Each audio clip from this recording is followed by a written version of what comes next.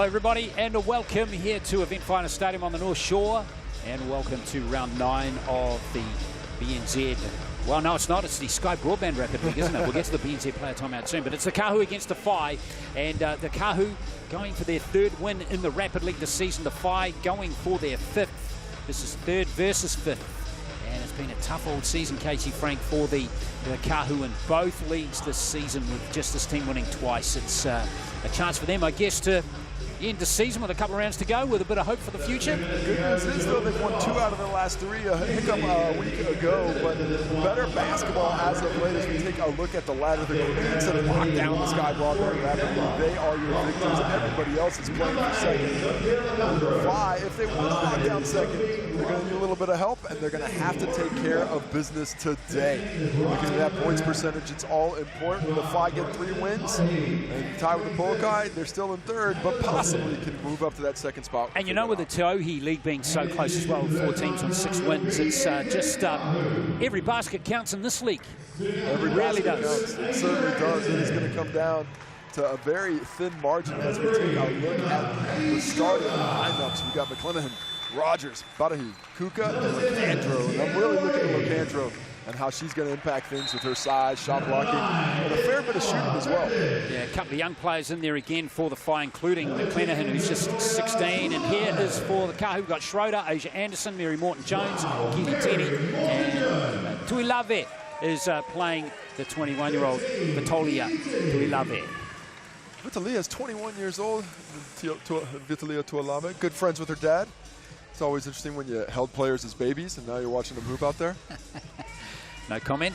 The numbers looking good for the Whai here, Casey. Points scored per game is significantly higher there. Pretty even there on the points allowed, but Locandro, she's been out, had a couple injuries this year, and she should be dominant in this game. Well, I'll tell you the big difference to the defense right there. These are the 2 worst defensive teams in the Rapid League, so I think that offense is going to be flowing. How does the Whai make up that 3-point percentage difference? They need to get hot against a Kāhu team that has been shooting well of late. Schroeder on the perimeter, Locandro on the inside. Who's going to win that arm wrestle? Indeed, Ryan Jones, Sam McFadgen, and Wijay Manigal are the officials for this game. So we're all set here. This is the 3rd meeting between these 2, and the Whai have won both previous meetings in the Rapid League, 36-31 and 42-39. So that second game was a little bit closer. It's a couple of weeks back on October the 23rd. I'll tell you what, these 2 teams have a lot to live up to. Rapid League was tight down the stretch a day ago. Looking like it could be another one of that tonight. Friday night hoops. All you can ask for out of the Tauihi competition. Yeah, 100%. All right, let's get this game underway. It's going to be Tuilave who wins the tip. Kāhu got the first possession. Here comes Schroeder. Important, the Kāhu, I think, for their own confidence, just get some early baskets. Put a bit of scoreboard pressure on their opponents as Schroeder goes for 3. And that is rebounded nicely there by Kuka. And the Whai looking to keep the pace up straight away. And that's a gutsy little play coming in there from McClanahan. Just couldn't quite grab the ball. It's going to be Kāhu possession. I really do love the Rapid League and the mixture of the veterans who've been around the game for a while, this next generation of player coming through, just getting bled into the game. Fantastic mix of players on different stages of the staircase of their career. Exactly. Anderson, one of those vets. Can't link up with Tini there.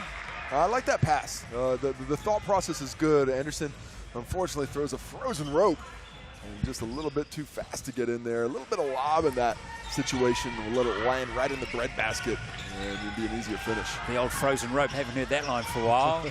Here comes the Whai. Good defense up high by the Kāhu. It's a nice little drive there. McClanahan's not lacking confidence for a 16-year-old, is she? Here's Schroeder pushing the ball. Morton-Jones. Never knows him, but she got to get back on this side because the Kāhu have come quickly. Schroeder again, 1 3-point attempt already.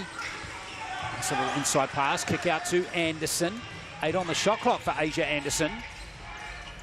No space as Tuilave forced to go from outside, and she nails the 3. Well, good decision by Asia Anderson there. She tried to get that space, but couldn't create anything, and thankfully Vitalia Tuilave spaces out well. Catch and shoot, drains the triple to open up scoring. 3-0. So here is the response from Sophie Rogers. Oh, stolen! Beautifully read by Schroeder. And there is a 5-0 lead to the Kāhu. Offense comes from defense, especially when you get those live ball turnovers right near half court. Fantastic read, good finish to go up 5. McClenaghan almost taking steps there. Sophie Rogers. Here's McClenaghan again. McAndre's going to put up the deep shot. She's away with it, and it's been rebounded by the Kāhu, and they've got it again through Schroeder. McAndre's confident with that shot. I'd like to see her with a little bit more space to get that off. Tuolave closed out well to make it a little bit more difficult than it had to be. Anderson, here's Morton Jones. Demanding possession underneath, and that's a nice play from Mary Morton Jones. Runner on deck. That was from about 14 feet away. Mary Morton Jones with a soft touch on display. Kāhu are rolling. Rolling back the years there. Another deep shot goes in this time from Tauihi. Drops that one. Love that quick release. She's got just the quickest trigger, I think, on the fly as we see a foul up high on McClenaghan. But Tauihi hits the big triple to cut things back to a 2-possession ball game. Nice drive. There's McClenaghan. Draws multiple defenders and then kicks it outside to Tauihi. Good spacing by the Whai offense. Reloads and good execution on the finish. Yeah, a ton of teenagers in this game, Tauihi being one of them. She's just 18. She's one of the vets. Unbelievable. 18 years old, you're one of the vets, man. We got Morton Jones way off target that time, and it's been picked up by Lecandro. Chance for the Whai to build on this 4-point lead. I like the way that Lecandro's been expanding her game in the Rapid League. You know, talented enough to play in the Tauihi as well, but does more things here in the Rapid. She's got that long body. That's good defense, though, by the tall fin, Morton Jones, who's having a big influence on the game at the moment. Oh, now an opportunity in the transition with numbers. Schroeder, nice footwork, almost stolen by McClenaghan. That would have been a really good steal. Tauihi doesn't get the roll off the rim. That's been rebounded by Tauihi. And a foul on halfway again against the Kāhu. It's Tinney from behind. A professional foul there, I think. Just getting active from behind, slows that break. Actually, could have been numbers for the Whai. Looked like a good opportunity to get a finish there. Instead, possession stop on the sideline as we get Batiste checks in for Tuolave. Size for size there. 46.1 seconds left. Still plenty of time in this first quarter. Of course, Ella Batiste spent time with the team earlier in the season. And then another restricted player became available, and Aaron Bowman. But then Aaron Bowman became unavailable. So she had an opportunity overseas, decided to take up that one, and welcome back Ella Batiste to the fold. Nice that they were able to have her around. Yeah, 100%.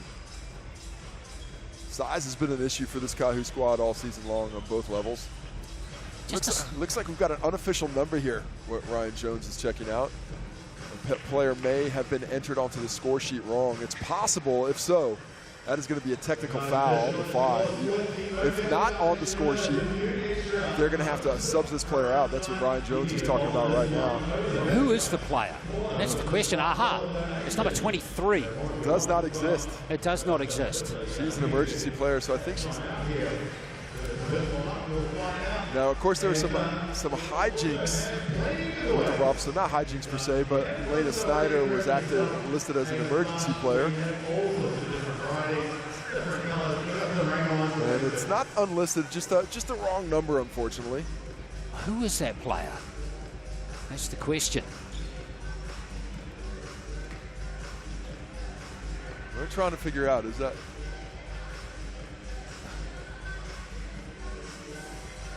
It's number 23 at the bottom of your screen there. Well, the emergency player's listed. It's definitely not Lena Snyder.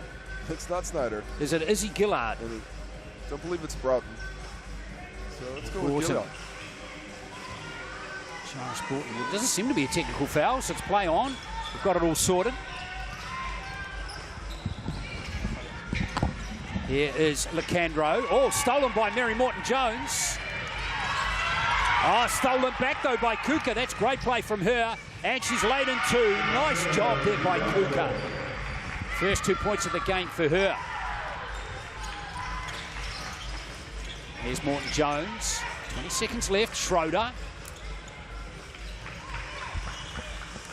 Now here is Maurice, who's under pressure on the halfway line, and that's a half-court violation. That player 23, by the way, is Story Sadler. She was correct on the stats, but incorrect in the PSRs, which are officially logged at the league each day about who's available.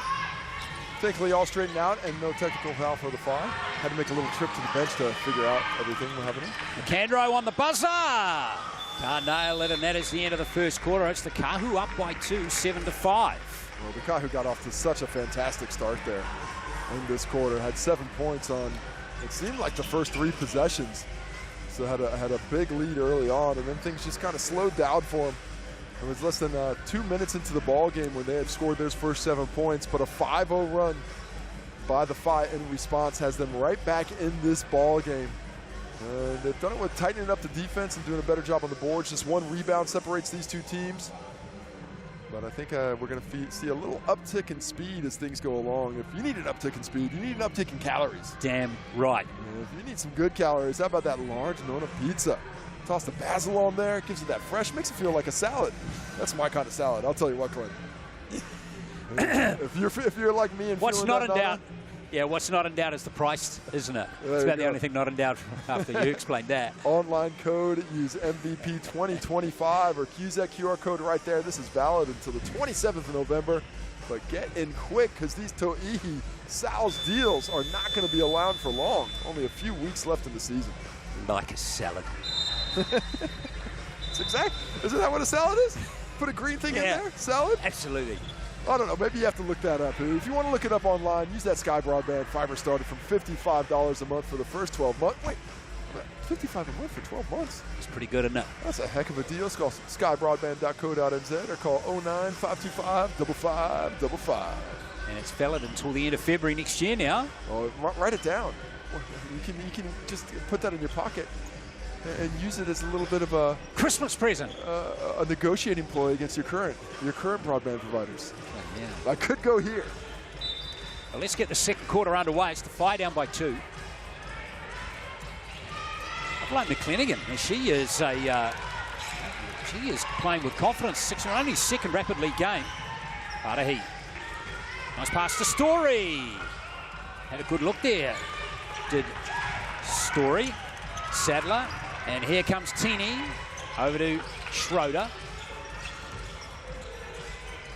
Setting it down is Sienna Maurice. Here's Anderson. 7 on the shot clock for Asia Anderson. Good defensive stop there by the Phi. That was good work. Yeah, nice rotation, staying connected and well communicated. Tauihi can get back out to Rogers.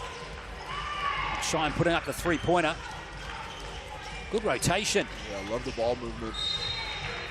See a little reach in there by number 13 for the Kāhu. That's Tini.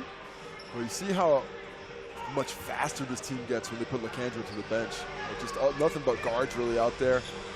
The speed, the 5 out essentially, drive and kick. The Kāhu did well to rotate, but eventually I think this levy's going to break because of the speed of this Phi squad.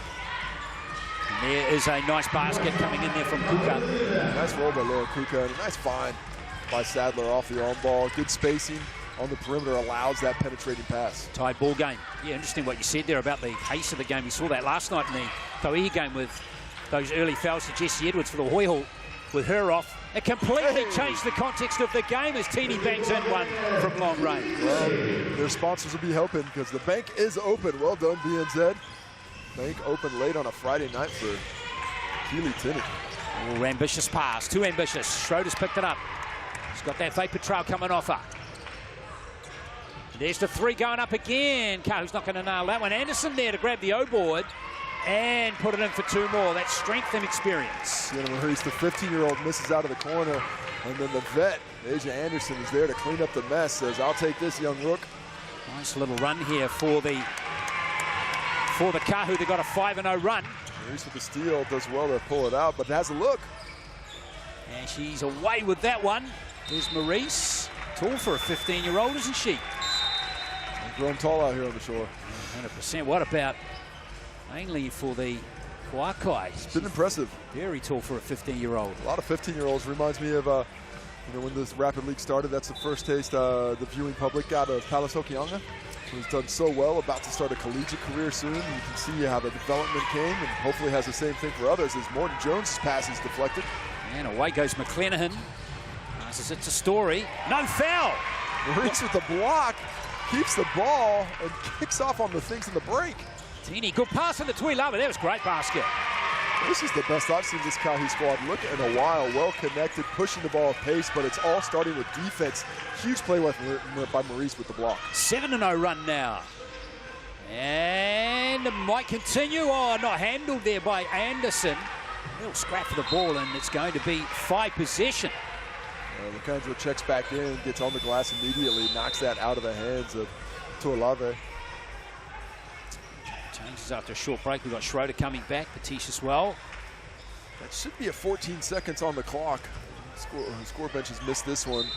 So a little bit of extra shooting time for the Phi. Sadler. See what Lacandro can do here. Well, she's just lost the ball stone cold. Batish's picked it up. That is 3 straight possessions without a shot for the Phi. And the Kāhu are starting to make him pay. Morton Jones going baseline. No real estate down there for her, though. Tuilave putting up the deep 2. Those outside shots from Tuilave are dropping big time. And she's not even looking for it on the first catch. She wants to pass and says, fine, I'll shoot eventually, but it is nothing but twine. She got 7 points already in the game. It's a nice Parahi in the corner, can't nail it. Kāhu dominating at the moment, Casey. Pace is really playing to him. I mentioned earlier that the Phi picked up the pace, but it seems to be where the Kāhu are comfortable at, playing above that red line. Chance to extend their lead beyond 10 points here. Nice defense by Kuka there, blowing up that little handoff action. Shot clock getting short. It's down to 4 seconds to Schroeder. 2 more. That's tough. Multiple defenders around and the long arm of Lacandro behind. Kāhu have outscored the Phi 11-2 in this quarter. They're doing it with youth too. Schroeder, fantastically done on the finish there. Stewie Sadler. Shot clock down to 8. And there goes the 3 from Sophie Rogers. Stops the run. Well, they needed that. There's definitely. Now can they get one off more? Can the Kāhu? Morton Jones for 3 on the buzzer. And she's just short. Pretty decent quarter, though. That was online. How about the effort of the Kāhu? 7 points in the first quarter, 11 in the second. Did well to hold the Phi to just 5 points once again. Lifting the efficiency while lifting the pace. Not the easiest thing to do. But that is what the Kāhu pulled off in that second corner, led by Vitalia Tuolave.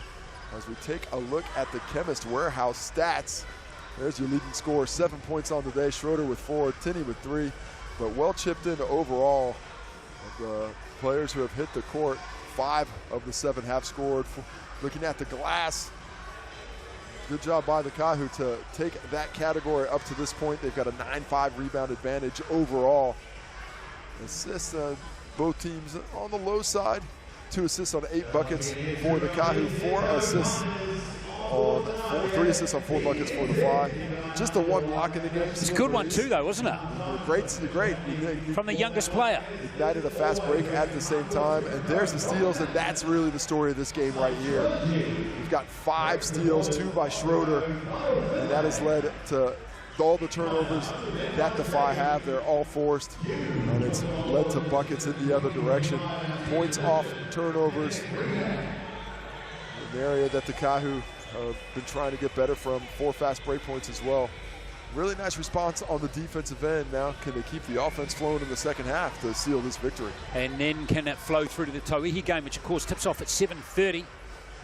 The Kāhu have not won a game this season. Lost their last 2 last season too, so they're on an 11-game losing streak. I don't want to say that too loudly here at Eventfinda Stadium because we're surrounded by Kāhu folk. I don't know how to tell you this, but they're aware. Yes, they are aware indeed. I'll tell you what you're always aware of as a player or a coach or any part of an administration is when your team doesn't have a win yet. That one weighs on you as if you've got 6 monkeys on your back. Only one way to turn it around, eh? You can't get away. The good news is, though, it only takes one to make you feel better. And when you have a tough season, you get a win in that last couple weeks of the season. Kind of feels like you won the championship. Exactly. You prepare well. Got nothing to lose. You put the work in off the court. You'll get the reward, eh? Just want to taste that dub. The second half is almost ready to tip off here. We got thumbs up. 18-10 it is to the Kāhu. They're going to have the first possession of the third quarter. Tauihi. Schroeder. Jones across to Anderson. Schroeder, very active in this game. Schroeder, oh, she throws down a three-pointer. Perfect start for the Kāhu. Schroeder and Tauihi, 7 points apiece. Doing it from everywhere. Another steal. That's just throwing away, gifting it on a platter. Morton Jones, nicely picked up in the end by Asia Anderson. Well, Lacandro says, no, not on my watch. Well, I think that's going the other way. Yeah, it's off the knee. Tauihi. Nice defense by Lacandro to initiate that transition activity. But multiple defenders get back for the Kāhu and swipe at it to take that opportunity away from the Phi. Here comes Schroeder. Big lead here for the Kāhu. Morton Jones. Nice. Tauihi in space again. Oh, she missed that one. It was too easy for her. Here comes Tauihi. Back to Story Sadler. And good game time in this game. Sadler putting up the three. Big contest for the rebound, and it falls from Mary Morton Jones. Here goes Schroeder again. Almost a travel. Able to keep the feet. Anderson, nice fake at the three-point line. And again, come on, that's the best basket of the game. Gives the show, then gets the go. Anderson with a couple of fakes in there, losing the defenders, and the kiss off the glass to get the finish. 23 points, the Kāhu are rolling. That was all class from Anderson. She's got 4 points. Here's McClenaghan. Really struggling to want to get it to Lacandro, and they've got it to her. Oh, blocked by Tauihi, no foul. Yeah, of course, this is because of the depletion at the Tauihi level with Snyder out. That has impacted this Phi squad at the Rapid League level. There's no Taylor Dalton available today. There's no Jade Ketasome, who's been their 2 leading scorers on the season. So the Phi trying to figure out where to get their buckets from. This time it was Lacandro down low. She gets the foul. See if a couple of attempts from the Chemist Warehouse strike doesn't ignite this Phi offense. This is the first visit to the Chemist Warehouse stripe in the game. No fouls in this game? No fouls. Wait a minute. No, there were fouls, but there were no shooting fouls. Yeah, I don't know if I buy that. There's always a shooting foul. Here's Lacandro, gets 2 from 2. Much needed for the Phi. Lacandro up for those. In fact, we were at first 2 points of the game. Tauihi. Here is Maurice again.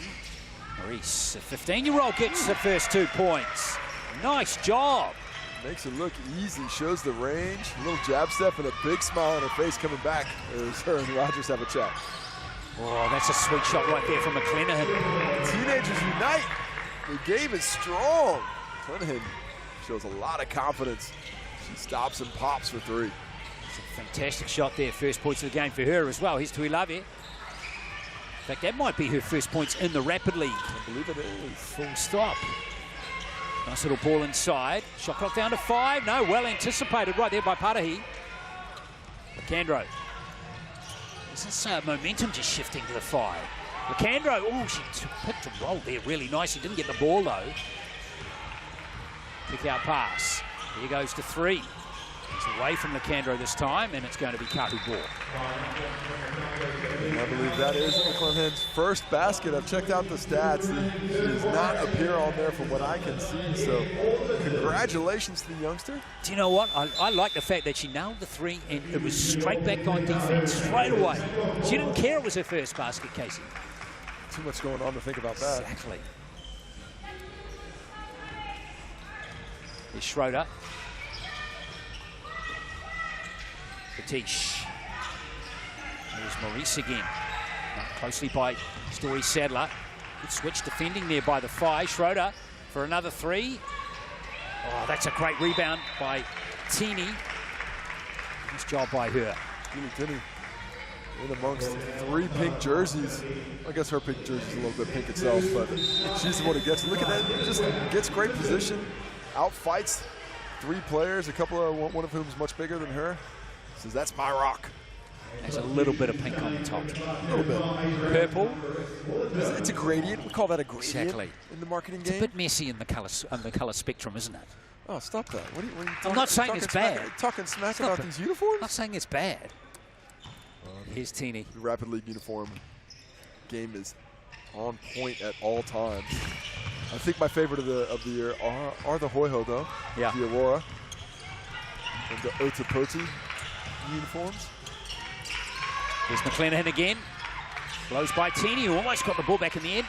There's a 3-ball from Lacandro, and rebound taken by Maurice. Oops. Almost a double dribble there. Yeah, she lost it, so the referees gave her the benefit of the doubt. Here's Tini. Now Morton Jones. Nice little pass into Tini. Weighted that one well. That's yeah, that strong. was strong. That was like watching Casey Frank play back in the days, folks. Well, Tini's got some pretty good heritage herself. Daughter of Jody Cameron. Of course. So I think she's got it in the blood. No space, almost lost there by Tauihi. A little messy on this offensive play for the Whai as we saw Sadler go down, and it's going to be Kāhu possession. Ran into Tini again. Rocks in her hips. 9 seconds left in this third quarter. Here's Morton Jones. Kāhu aware. Gotta get that shot up. Batiste gonna let it fly. And it's going to be Morton Jones. Oh, not far away, a bit closer than the last quarter. But in the end, her team is still in control of the game. 28-15 it is. 13-point advantage with 1 quarter left in the Sky Broadband Rapid League game. Well, the Whai have been nothing but consistent. 5 points a quarter. Every team out. Dropping it in there. The Kāhu slowed down ever so slightly, 10 points instead of 11, but they are well in control of this ball game, and it's because they are doubling up the Whai in shooting percentages, 54-27, and 9 of 12 from inside the arc. That is a blistering 75%. The Whai have been reliant on shots from deep, 12 of their 18 from beyond the arc, but they've only been able to hit at a 25% clip. And that is the difference in the ball game when combined with the 6 rebound advantage and a number of steals that the Kāhu have been able to pull together, 7 in total. And that is a recipe for this score sheet, scoreline that you see right now. Absolutely, yeah, 5 points per quarter for the Whai. If they continue with that, that means the Kāhu won't even need to score in this quarter. That's pretty ugly. That's the thing about what the numbers tell you is they're not always right. That's right. Because I think if the Kāhu don't score, that should have something to do with the Whai defense. Maybe it blows them together, but we'll see. Can the Kāhu keep the pressure on this Whai squad, or are they going to just ease up a little bit on the pedal as we come here in the fourth quarter? Well, at the very least, too, the Whai, it's worth mentioning again for you folks that the Whai won't want a big defeat here, because these scores do get added to the points for and against on the overall table. And with the competition, you know, the Queens, the Hoi Ho winning last night, Waikai still got a chance to get up there as well. Every point is going to count down these next week and a bit. Well, I'll tell you, at the points percentage right now, it's the Queens who have 2 games to play. They're at 110, and then the Whai and the Poakai tied at 103 on percentage. Wow. Nice pass from Rogers. McClenaghan. The lane closed quickly. Shoot that one. Oh, yeah. Indecisive was Kuka. Might not get a better look than that with 6 on the clock. Lacandro. Yeah, tough shot there. Yeah, and Kuka knows it. She was a bit ratty with herself there for not putting up that shot. And nothing wrong with being unselfish and looking for your teammates. But when you created that shot and it's in a spot you feel comfortable in, you got to let that one fly. So here come the Kāhu again, playing with good intensity and commitment, despite being on the bottom of the table. Morton Jones at the forefront of that. She's been excellent in this game. Real busy performance from her. It's Maurice again with 4 on the shot clock. There goes Schroeder for 3. Tini can't get that one. Now Kuka's got it. Like that battle between Tini nice. and Lacandro. That was a lovely fast break, wasn't it? Really nice pass, well designed, and I like the way McClenaghan ran the lane, finishing with the left. 16-year-old showing off her wares again. 5 points for her in the game. On debut. Indeed, and there is a 3 from Tini. Long arms of Lacandro coming useful there. It's really Sadler. Plenty of court time in this game. All right, so Schroeder picking that one up. Sienna Maurice. Maurice just pulls up for 3. And it's fallen for Kuka. Tell you what, these teenagers aren't shy. confidence is high. Love it, eh? Love it. Oh, speaking of which, keep it going. McClenahan, 8 points on debut, and wait a minute, we might have ourselves a ball game if they can get a stop here. exactly, there's the 5 points for the Whai in this quarter already. Justine Reed, coach of the Kāhu Rapid League squad, bringing some starters back in. High off the glass, that's not going to fall. Candro's picked up another stop. Defense has improved, and the offense needs to keep streaking. I'll give it to McClenahan. Sadler. Sophie Rogers can put up the threes. So way over that time and just overcooked their eggs there. That was online. It looked like it was had the angle, just unfortunately a little too strong. Here's Maurice again. Batish. There it goes. That's a sweet shot. Oh, Batish on the line from Sienna Maurice. Takes that dribble penetration into the heart of the key, draws multiple defenders, including LaCandra, who's supposed to be on Batish, leaving her wide open for the triple. Gives it an 11-point game now. There goes McClenahan again. Can't nail that one. Morton Jones. Oh, she was playing for the foul there. Almost got one too. Teeny. Oh yeah, a little reach in there by Sadler. Sadler comes aggressively. Sienna Maurice enjoying her time out there. Always big smiles. Nice to see that. 11-point game it is. Schroeder and Tuilave with 7 points each. And scoring. In fact, all 7 players in the Kāhu have now scored in this game. Here's Schroeder with that 3-pointer from Batish a moment ago. Here's Anderson. Maurice. Tuilave. And that rolls in nice. Tuilave's having a strong game. That's 4 from 6 from the field for 9 points. Yeah, just taking her time, letting the game come to her. Understood she had such a size advantage there that she could take it. And Maurice is off to the races, kicks it ahead. Teeny for the layup on the fast break, and there's 2 more. That should be that. If it wasn't already. 15-point lead. The Kāhu with their biggest performance of the season in the Rapid League. 31.7 seconds left. Chance for the Kāhu to pull further ahead here. A heavy defeat coming for the Whai by the look of it. And they're currently plus 40 in their points percentage. Well, it's going to go to plus 25 now. The Poakai are plus 49, so they're going to open that up a little bit. A bit of space to make up for the Whai. Here goes Anderson. Of course, they can make that up in the Tauihi game, which tips off at 7:30. Oh, offensive rebound. That's a great grab there from Teeny. Here's Anderson's had it stripped out of her hands. Sophie Rogers with the last shot coming up here for the Whai. Sadler. She can't nail the... Oh, and that is not going to count there from Parahi. Really good win there for the Kāhu. 35-20, a 15-point victory. That's a solid effort from the home team as they get their 3rd win of the Rapid League season in 2025. Well, fantastic effort to come out and really look good defensively. It wasn't just the offense that got it done today, but the defense as well.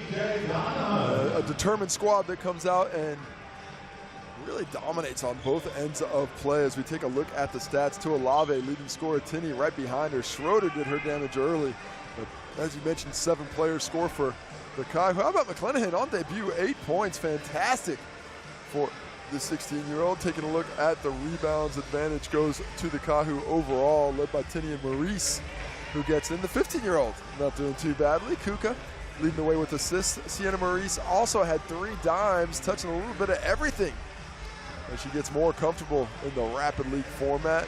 1 block apiece for each team. Maurice gets her name in on that one, LaCandra as well. And then in on the steals, Morton Jones and Schroeder leading the way with 3 apiece. 5 other players with 1.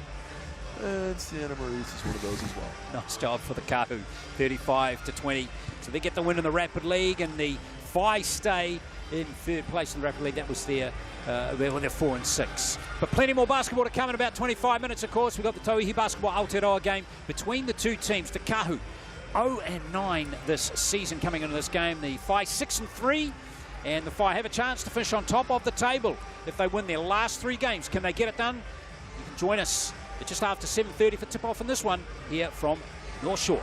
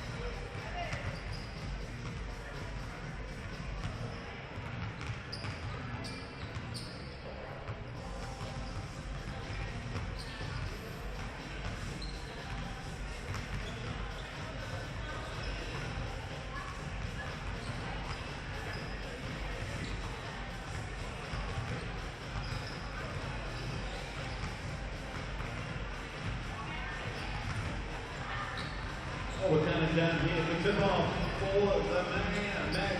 Just a big shout out to the group of Playback FM. They're going to be running outside. We haven't seen them already on the way through.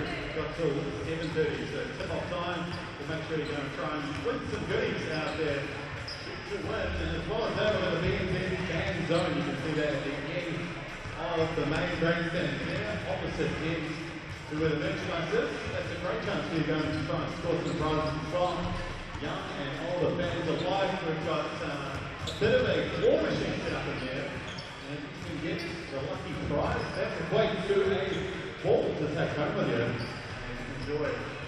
Thanks to BBNZ. They also got all the bits that you need to make a sign as well. There's some pretty cool ones out there if you're out of the home matches. No doubt we'll see some again tonight. So make sure you go and grab yourself a sign, check on your favourite message to a player or for the team in general. We've also got a couple of very cool things to do at each home match. We've got the keyboard drummers here tonight to the top. Check them out, they're going to be coming down shortly as well to welcome out the BBNZ Kāhu onto court. Jay Schultz on the ones and twos. Plenty of giveaways. As soon as we tell you where to look or what to do, you could be winning. Thanks to some amazing partners.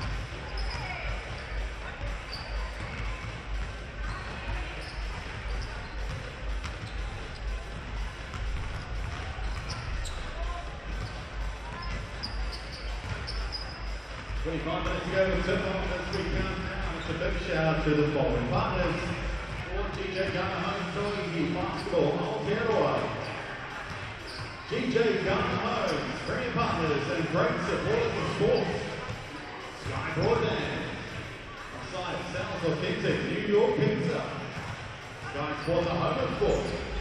Baraka. Molten. You done. Line Electrolyte Drink, Dennis Warehouse, BBNZ.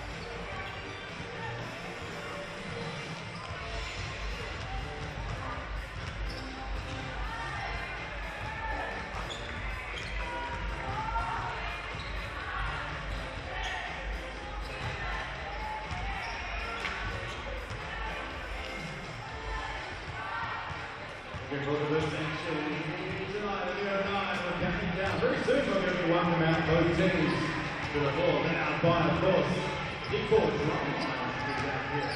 So for that line throughout the match as well. We'll also have there with the medium chance. Getting a draw them on side. DJ chance as well. Oh, yeah, it's a good answer. Friday night hoops coming away. Next up.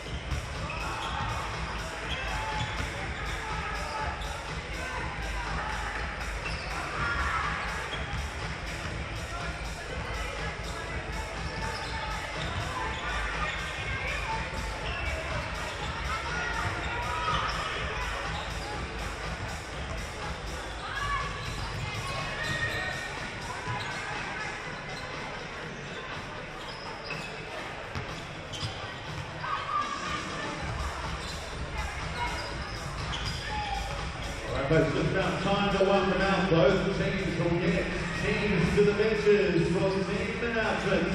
Looking forward to bringing out both squads. Now welcome, the Tauihi Basketball will be coming out first.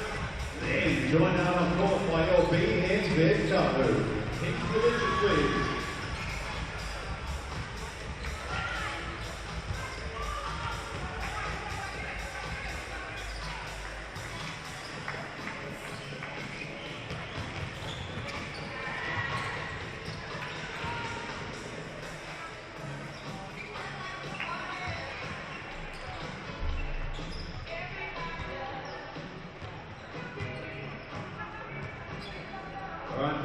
But not Frederick, the first team of the blind is our visitors. Have we got anyone here from Tauihi? Let's have a listen on in. Ooh, maybe two. See a couple up top there. It's time to welcome the team from Tauihi. Here we go. We have number 12, Grayson Tauihi. Number 28 of this one is Elise Gilbert. 26, we have Taylor Dalton. Next up, number 4, one of the starters here, Jessica McDowell White. Number 3, Michaela Cowling. Emmy Shearer, number 5. Number 11, Jade Kutsome. Number 73, please welcome out Hannah. And we have Kuka, number 16, that's for Sophia Alejandro, number 8. Riley McGlanahan. Sophie Rogers, number 9. And it's starting out here, number 23. Let's welcome them out.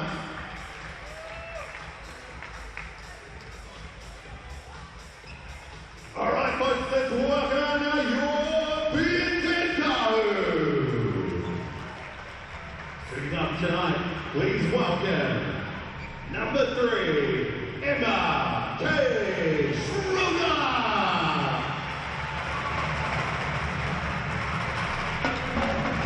Number 7, Sienna Boree. Number 9, Albert.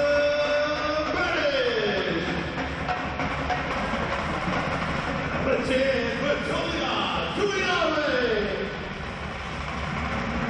Number 12, Mary Martin. 13, Keely T. Number 27, Aisha Anderson. Number 5, let's raise the roof for number 1, Talia Tupaya. Number 2, Amy Jacob. Number 3, bringing some ball for her tonight, Haley Rydell. Number 8, Abby Curtin. The captain, Lauren Mansfield. Running out there as well as the head coach, Jody Garrett. Ladies and gentlemen, your two teams, the Tauihi Whai, coming up, taking on your BBNZ Kāhu.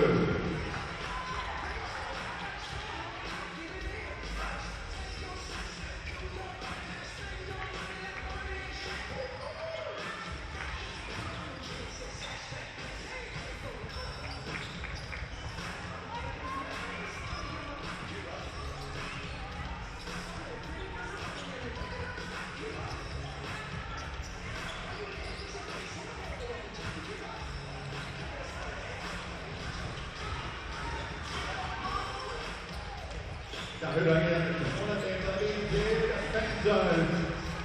If you haven't checked it out, definitely do it before the national court and on the quarterbacks because there is plenty to see and do. That's me down there.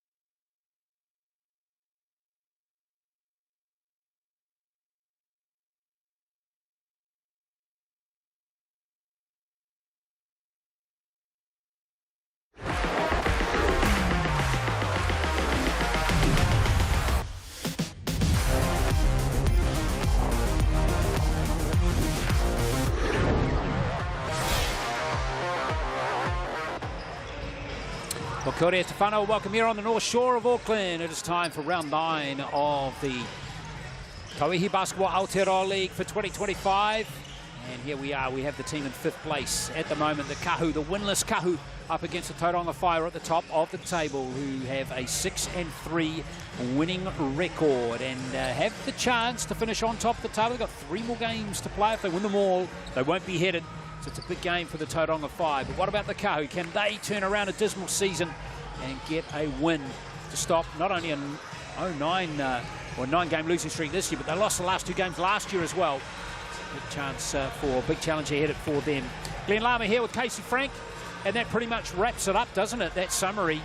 Can the Kāhu find something deep within themselves to turn around what's been a horrid season for them? It's been a tough year, but all it takes is one win to make you feel a little bit better.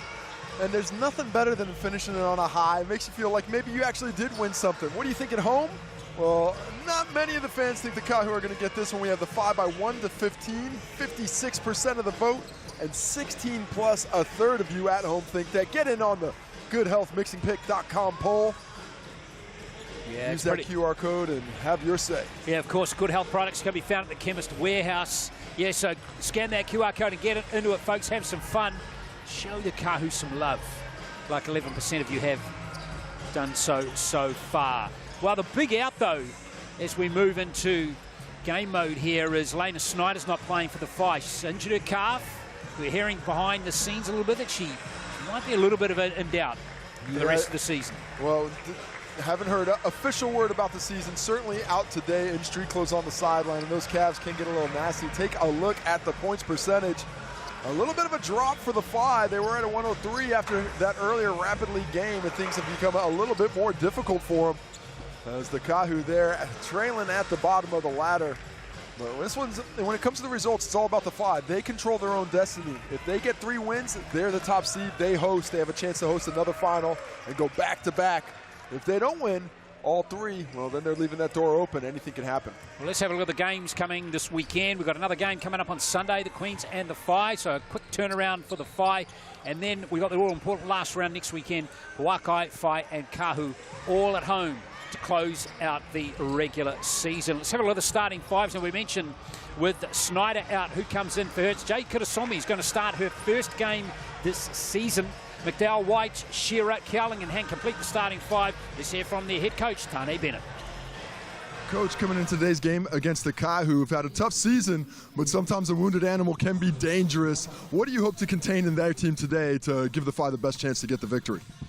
Look, I think, on the other side of the bench there, it's a professional basketball team with some really good basketball players, and I think they could probably admit that they haven't maybe performed to their standard, but we've come in here with a mindset to expect their very best basketball today from a team standpoint and from an individual standpoint. And I think as long as we have the mindset there to come for a battle, we'll be in a good spot to compete. Not in the best spot without Lena Snyder makes things a little bit more difficult, but also eyes on a larger prize, eyeing that top seed and the home court advantage that comes with it. Without Snyder today, how are the Whai going to have to adjust to get this victory, but also thinking about another game in less than 48 hours? Hey, look, it's going to be difficult to emulate what Lena's brought to the team here. We've got a number of people that have the next man up mindset. We've got a number of people that'll get an extra opportunity. It's not going to be one person that brings what Lena brings. It's going to be a few people that have to chip in a little bit more, and maybe some opportunity for our younger ones today as well. But we're well aware of the lineup that we have, and we've worked this week to try and figure out how to best utilize everybody in this new space. Well, interesting thoughts there from Tane Bennett as we move to the Kāhu now to check out their starting 5. We've got Talia Tupai, Amy Jacobs, Hayley Rynell, Abby Curtin, and Lauren Mansfield to get out there. First of all, let's hear from their head coach now, Jody Cameron. Coach, coming into today's game, a tough season for the Kāhu, but signs of life the last couple of weeks. What have you seen on film that gives you that you want to do well today to try and get this victory against the Whai? That was a nice compliment, signs of life. We need all the life we can get. It has been a tough year, but there's different kinds of wins. Our job today is trying to put 40 minutes together, put the ball in the hoop. That would be a great thing for me to see. We're getting great looks. I just think that it's the battle within and keeping that up for 40 minutes. And it will be a battle today against the Phi, top of the table. But of course, no Lena Snyder makes them a little bit more vulnerable. When you look at them, what do you hope to contain them in to give the Kāhu a better chance of getting the victory today? Well, Snyder's a massive playmaker, so yes, there are some advantages with her coming out of today's game for us. But again, you know, I'm sure that the others will step up. We're looking probably to shut down Hanks, keep Cowling contained, and really make a difficult job for White. So, you know, she's just there's just been no pressure on her, so I'm hoping that we can do a better job this time around. Yeah, it's been a tough season for Jodie Cameron, hasn't it, Casey? And can she fire up this team in this game here? And I'm looking at Talia Tupai here. About time she gets a big game here as we look at the head-to-head. It would be fantastic to see Tupai really get off and help this anemic offense of the Kāhu. There you see it, 71.33 points per game. That is not what you're looking for overall for the Kāhu. The Phi, on the other hand, 82 points per game. They are getting it done on the offensive end. Scary thing for the Kāhu is the Phi also the best defensive team in the league. The Kāhu the worst defensive team. So you're looking at that discrepancy. Something's going to have to change if the Kāhu want to get this done. Made threes, this is one area where the Kāhu might actually have the Phi. They've got a 2+2 advantage in the made threes department. If they can get hot from deep and keep the Phi limited, it's not really what they're looking to do. That can really help them get a little bit closer to the upset today and end of this slide. Just saw Snyder walk off screen there. There is enough talent in this fight to absorb that loss, do you think? I think there is. You know, I love their size. Hannah Hank is a fantastic player. It's going to be a little bit easier to focus on her without Snyder down low. But you look at what the team has done. They've got a little bit faster, put Kirasome in there. She's looks to push that pace a little bit more, get that offense going. So instead of being that big, powerful team, they're going to be a little bit faster and try and impose their will that way. Well, let's get the game underway. Cowling quickly to Kirasome straight away. The Phi looking hungry and keen. Nice transition there by Talia Tupai to slow down that break. Would have been an easy layup if not. Shearer over to Kirasome in the corner. Gnarly opening basket. Hank's got the offensive rebound, though. Blows by Kurt. That's tough, man. She is so good. Great position. Love that rebound. She has that weak side sealed. And then the beautiful little jab step, little fake there that she's going middle to take a baseline for the finish. Tupai, that's a beautiful pass. Curtin with the first 2 points for the Kāhu. Well, Talia Tupai hasn't been scoring up to the levels we've expected over, especially, you know, a couple years ago in that MVP season, but her facilitation has been fantastic out of the on-ball. She is such a knack for finding those teammates when they're rolling. 9 points per game for Tupai. Hank into Cowling. Cowling now, she gets that jumper going. Look out, it's going to be a big night for the Phi. And Michaela Cowling's a player I expect to really just lift her game. She's given up so much of her offense these last couple of years for the Phi's betterment, but she's still got that 20-point-per-game skill lying in there somewhere. Yeah, 100%. Mansfield, shot clock down to 8 for the Kāhu. Tries to work off Curtin. Mansfield with the long ranger. That is a tough shot. Just rocks Cowling to sleep with a little crossover, going slower, creates enough space to let her fly and drop her down. Nice job from Mansfield. Cowling over to McDowell White, who can shoot threes as well.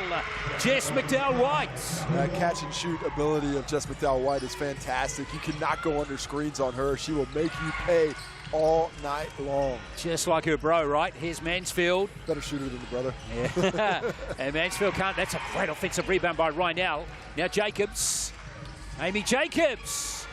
Cowling now has a chance to push the pass here. There's that pace. The Phi love to play at. Amy Shearer having a wonderful season. There's the tall fern. Here's Cowling. Oh, we got a little push there, I think, by Abby Curtin. Yeah, I think more of a grab. She's trying to get around there and pulls backwards, and Hannah Hank really feels it.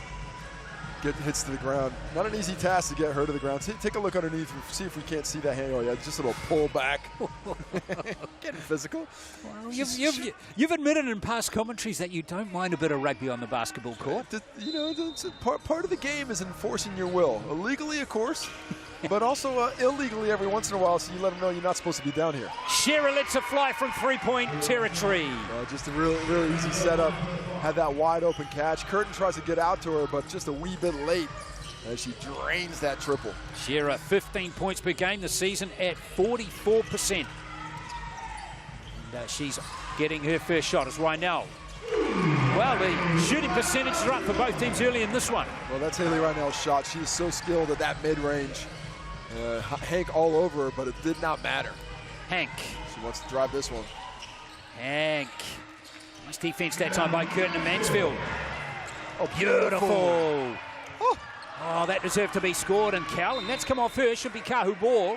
Crazy angle on that by Mansfield. Had a little bit of English on it as well. That's not just a straight pass. Drops it right in there. Unfortunate miss for the Kāhu. I would have had the Friends going crazy. Right now Tauihi. Right now, just caught out of position as Hank tidies up for the Whai. Could have saw me. Well, the Kāhu are so concerned about transition defense that right now can't really attack the O-boards because so many of these 5 players are just running the lane. Like Shearer's so fast. And Shearer's just gone out of court there. One of the bump from Curtin might have blown the whistle there for Hayden Pipe, the official. Well, the bump certainly had something to do with the turnover, but I thought good defensive position by Curtin. She got there early. Yeah, she's playing physically, but you're going to have to play physically against this Whai squad. And she does well defensively there to keep her feet and force the turnover. Mansfield, wide open, is Tauihi. Ooh, on another day that would have dropped Cowling with a rebound, and here comes McDowell White. 2 really good looks for Tauihi early. Unfortunately, couldn't get either the drop. Could have saw me from the corner. Mansfield tips it to Amy Jacobs. Cowling, what about that? That's good D, man. She is so good defensively. She is just so good defensively. That nearly gets the steal. I mean, pretty much every other player in the league is probably thinking foul at this point. She's like, no, that's cookies. Give me that. And almost gets the steal, just stepping out of bounds when she tips it back. But she is a tremendous defender. Tauihi rolls that in first, 2 points of the game, wants the foul, not getting one. Nice set there, gets her going towards the basket, positive momentum on that finish. First 2 points for Talia Tauihi, now McDowell White, looking for Hank. Too strong over Rynell. Yeah, just too deep. If she gets that catch inside the charge circle, it's all she wrote. You can go ahead, turn off the light, shut the fridge door, because it is time to go to sleep. That's a bucket. 18 points per game this season for Hannah Hank. She's made a strong start. Tauihi, speaking of strong, that's classic Talia Tauihi right there. Really nice balance intertwined with her strength to take that bump from Shearer, still get the finish, but the balance to not travel and stay on her feet. Good feel to this game early, Casey. Here goes Cowling for 3. Oh, not the wedgie. It is the wedgie. Wedged up there in the corner. Who's going to get it? We got a broom right there on the baseline.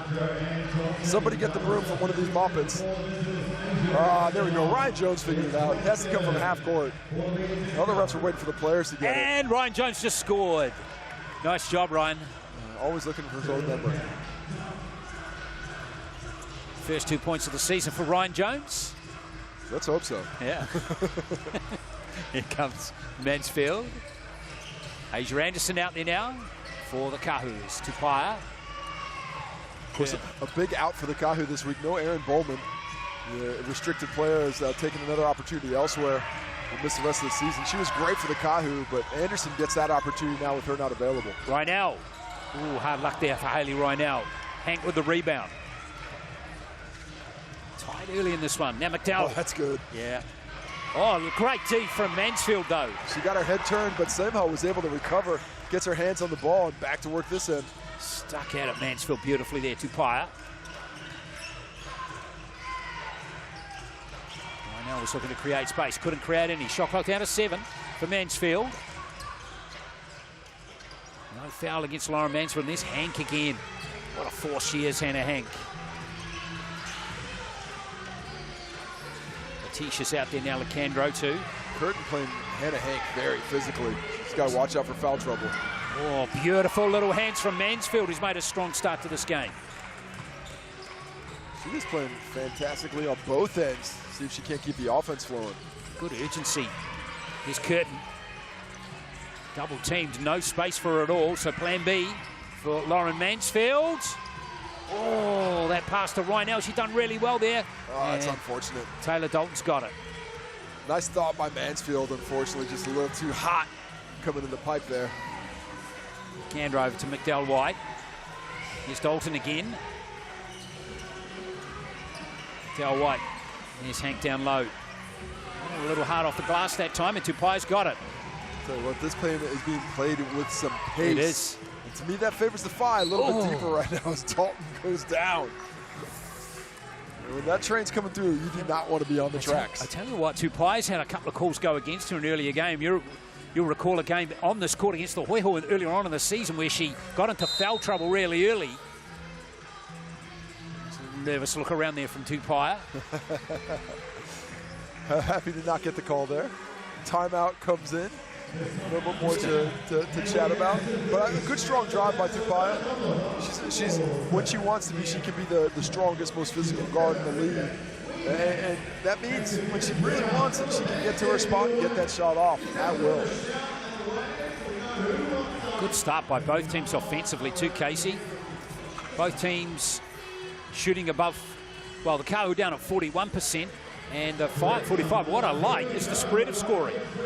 Four of the starters, both teams have got on the scoreboard, which is good. The efficiency isn't bad to start off, but the securing of the basketball is pretty good. Just 3 turnovers throughout. The Phi had a 5-point lead for a little bit, but the Kāhu have been able to drag it back in closer. Really important for the Kāhu not to let this game get away from them. I think if it gets to double digits, it's going to be very difficult for the squad to just find enough points to get into it. So it's going to have to be done with defense. They're going to have to maybe a little bit of smoke and mirrors just to keep the Phi in this game. But remember, they're down a little bit as well, and they've got another game this weekend. So they can't only just think about this one. They got to think about both. 2 wins will have them right on the precipice of locking down the top seed in the Tauihi competition this season. Yeah, which is going to be important, I think. It's not like playing in front of your home fans. Doesn't mean you're out of it, of course. Of course, the Phi won the title last year from 4th place. So still a lot to play out in this season. Kāhu, Reinel. That's nice. Really good from Hayley Reinel. Just love that defensive sleep. I love that little fake handoff to Mansfield, who's been on fire, and the quick spin to create the advantage off the bounce. Shearer.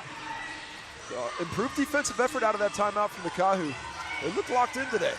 Jacobs can't quite handle McDowell White Lacandro with 6 on the shot clock. Blocked. How about Curtin's play? 2-on-1 situation, and Anderson didn't give it to Curtin. Yeah, she didn't like the angle. Thought she should have let it fly earlier. Oh, took the 3, and there's the long arms of Lacandro grabbing that one. Wanted that shot earlier when you had rebounding positions. When she eventually takes it, all the defenders are back. Shearer. Shearer's so good at converting those opportunities. Taylor Dalton sprinting up the lane, creating that fast break opportunity, and Shearer gets the finish after the nice pass. Shearer on 5 points. Leading early scorer for the Phi in this game. Now Reinel in space again. Oh, blocked by Hank. See you later. Bye-bye. How quickly did she close that space? And Shearer just shoelace dragged the sideline there. And Hank just eclipses that shot. It looked like it was going to be free, and all of a sudden it was not. Take another look at it. The defense, boom, Woo. Get that shot out of here. Shearer can't play tippy toes. Steps on the line regardless. Hannah Hank. 9 seconds on the clock left. Oh, already 4 points and 4 rebounds and a block for Hannah Hank. Good ball. Anderson's actually just can't quite control it, but it's off Kurasome. But there's only 2.1 left on the shot clock.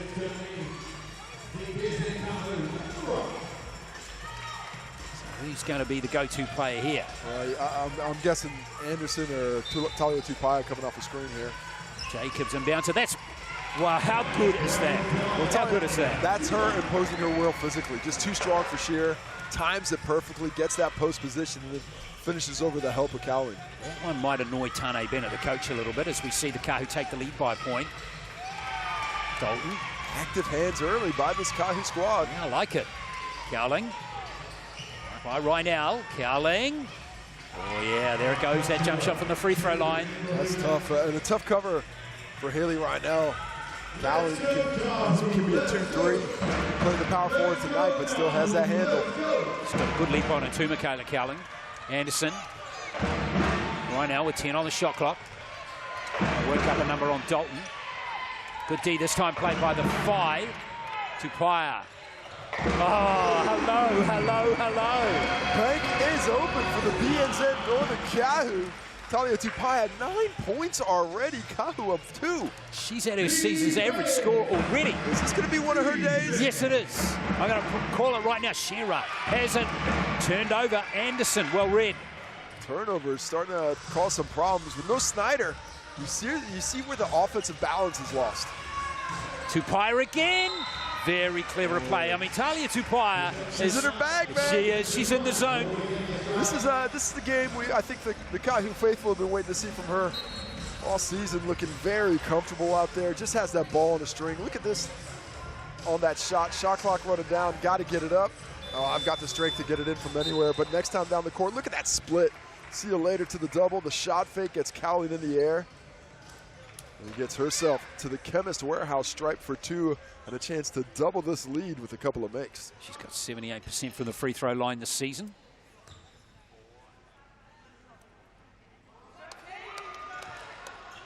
Unfortunately for the Kāhu, misses the first.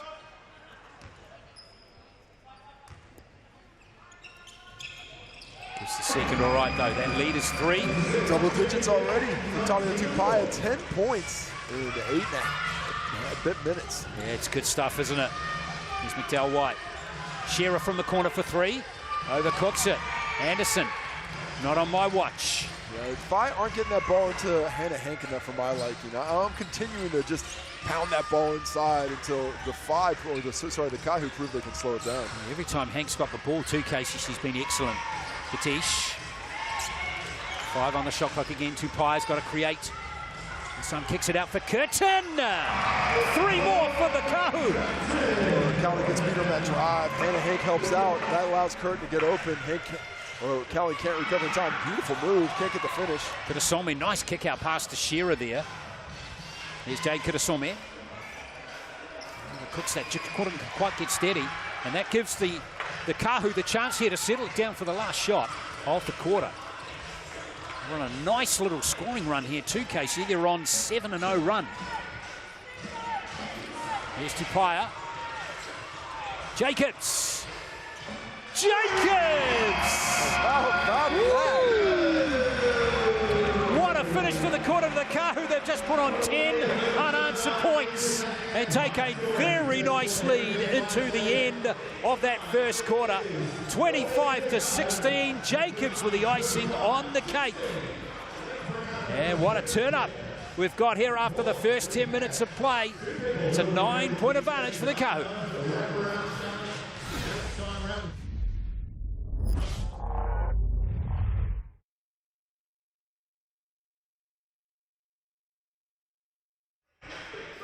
They're going to start at halfway. They're going to wrap around as they go.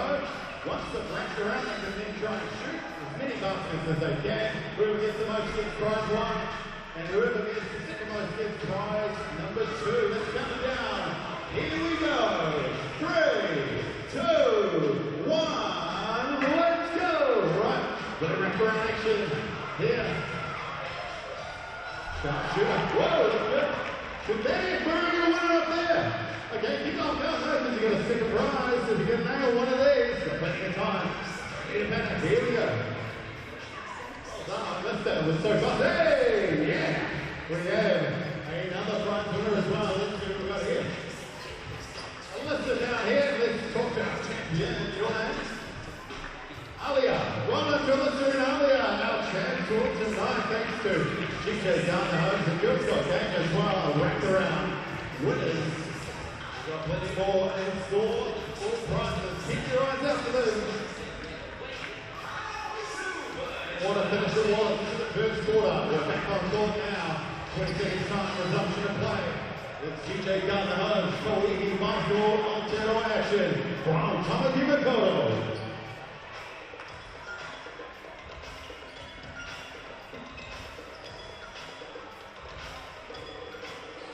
25-16 to the Kāhu after the first quarter against a table-topping fight at the moment.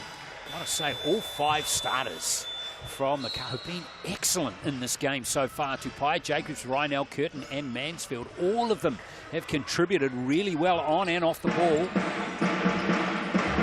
Here's Mansfield. Tauihi, 10 points to her in the first. Oh, that is a nasty little Contact there between Tauihi and Shearer. How's this one going to go? Staying here. Ryan Jones just having a chat here to Jody Cameron. I tell you what, Tauihi is a difficult player to officiate because she is so physical. She imposes her will as an offense. Even with the ball in hand, she's quite often the initiator of contact. And when you are that aggressive, normally officials give a little bit of a benefit of doubt to the defense. They let them get away with a bit more. Well, in the end, Shearer did pick up the foul. Curtin almost throws it away to Mansfield. 4 on the shot clock for Lauren Mansfield. And in the end, it's the stop for the 5. Hank. Del White again. Kicking it out to Emmy Shearer. Shearer, that beautiful pass. And there's Jay Kirasome getting on the score sheet for the first time in the game. Dropping that dime. Nice angle. Shearer drawing defenders to the middle and setting up Kirasome on a platter for the finish. Amy Jacobs. Back-to-back threes for Jacobs. She's rangy. Going to have to get a hand up. Force her to put that ball in the dribble if you're a 5 defender, because right now she looks super comfortable. She is as good as her twin sister down at the Hoy Claire. Cowling. Well, you're going to start some sibling rivalry. What are you up to, Glenn? Exactly. I love it. You always like playing against your brothers and sisters, didn't you? I'm an only child, and that explains a lot, doesn't it, Glenn? Here goes Curtin. No comment. Curtin, nice 2 points for her. 7 points for Abby Curtin. Good finish there. Well, I'll tell you, I love beating my sisters. Here's McDowell White. I don't think you could say that in today's environment, Glenn. Well, yeah. Apologies to my sisters. Both of them who are not listening, I'm pretty confident about that. Here is Hannah Hank. A lot of contact. No whistle They're either. all over Hannah Hank. She needs to, I'd like to see her turn and face a little bit more, go quick, because when she backs down, that's when that double's coming. That makes it difficult for her to find some space. Here's Curtin Mansfield. Mansfield lane opens up. Oh, Just a bit too hard off the glass, Shearer. toughness there. Fine transition. This is where they're most dangerous. There's that ball over to Cowling. Oh, she was too strong on that one as Abby Curtin tidies up. Heck of a catch. Mansfield says, let's slow this down, but she's got to get across. That's about 8 seconds now. Oh, that was very close. Well, that was time to perfection. Here's Tauihi rolling away as Curtin, and that's kicked away by Cowling, who I reckon's got the best vertical leap in the league. Oh, yeah? Yeah, I reckon. Well, she'd be athlete. Ain't no question about that. That was a fantastic grab. Yeah. Last time, I think everybody in the gym thought that was going out of bounds. But Cowling said, that's easy work. Early time out in the second quarter here, Casey, too. A lot of questions for the Fly, though. Offensively, they're getting pushed out of their stuff. Nothing's easy for them. Everything is difficult. We spoke about the shooting percentages earlier, and they're not where you expect the Fly to be. You know, 42% at the moment, right? Yeah, they're sitting there at 42% overall, but just 33% from deep. We did mention that this Kāhu squad, if they got hot from deep tonight, they make 2 more threes per game, and if they get hot, they could maybe make them 4 or 5. Well, right now, they've got 5 out of 7. The Phi have 2 out of 6. Yeah, the 2 from Jacobs have been fantastic, haven't they? Yeah, they really have. She's been a big help to this offense just in terms of gravity and spacing. Needed another shooter to open some stuff up for right now and Curtin on the interior, open up some driving lanes for Mansfield and for Tauihi. And just having that shooter out there just changes the entire balance of the court. Good little crowd here at Eventfinda Stadium on your Friday night. So good to see some this Kāhu team showing some resolve, and the Phi, plenty for Tane Bennett and his coaching staff and all the players to think about. Really in this one, would not count this team out just yet. Remember, they aren't playing with Elena Snyder, who's been a key piece of their jigsaw this year. And Jody Cameron will be happy. We heard her in the pregame chat. Look, it would be nice if my team could make some buckets. We just make some shots. Well, they have so far, haven't they? And keeps it going. Oh, that was online too. Right now with the offensive rebound. Ooh, almost lost it there. Cowling came in and smashed it out of her hands. Here's Mansfield. Nice pass cross court to Talia. Tauihi. And Tauihi, she's got it going on in this game. She's feeling it, and she's staying aggressive. Love to see it. 12 points for her now and 5 for 7 shooting. She is locked in, and if that perimeter shot's going, I expect to see the driving lanes open up a little bit as this game goes along. Well, we've seen those driving lanes open up already for Talia Tupaia. Nice jumper there from McDowell White. She's just butter on that jump shot, man. Yeah. She gets her shoulders set, and it's just so well balanced. You can tell it's going to go in. Rynell taking up position down low, and she's too strong. Got 2 more points there for the Kāhu. Good recognition by the Kāhu. Had the switch, center to point guard. McDowell White fights hard, but can't stop the bucket. Oh, McDowell White. She didn't even want to shoot that. Yeah, fantastic awareness, though. She was looking outside for the kick out for 3, and eventually says, all right, if I have to shoot it, I will. She's going well at the moment, Rynell. Great defense, Hank. Stopping the drive and then getting back on the pass. That is difficult transition there. Mansfield, beautiful pass into Batish. And you know, I like this Kāhu at the moment. They've got the outside threat at the moment with Jacobs and Tupaia, and now we've got those plays like that. And I think a little bit of that is the absence of Snyder. You know, if you have that other big in there, it gets a little bit more difficult to score. But with Cowling at that power forward position, there's a bit more space in there. Here's Hank looking to create for herself, and she does superbly. And that's what I want to see from Hannah Hank. Turning, facing, attacking. That way she can get to the basket before that double team gets there. She's so comfortable from the elbow. She loves to score from there. And just too quick for Batish off the bounce, combined with the power and strength that she has. A very difficult prospect to try and slow down. Hannah Hank with 6 points. Chance for a 3-point play from the Chemist Warehouse stripe. And the Whai need every point they can get at the moment. The Kāhu building nicely off that 10-0 run to end the first quarter, showing no signs of letting up as Hank completes the 3-point play. So we're back to an 11-point advantage, which is where it was at the end of the first. Lauren Mansfield again, that play to Rynell. Good Cowling. Oh, Cowling's copped a finger in the eye there. Yeah, good help. You're able to force that miss, but she comes off the worst for it. She's out of the play. I'd send a double if I'm the Kāhu. They only got 4 offensive players. Cowling does not seem like she's ready to go. She's trying to fight through it, Michaela Cowling, but she is battling. She's not ready. Jeepers. She's semi-blind, I think. Here's Taylor Dalton. She's asking to come out.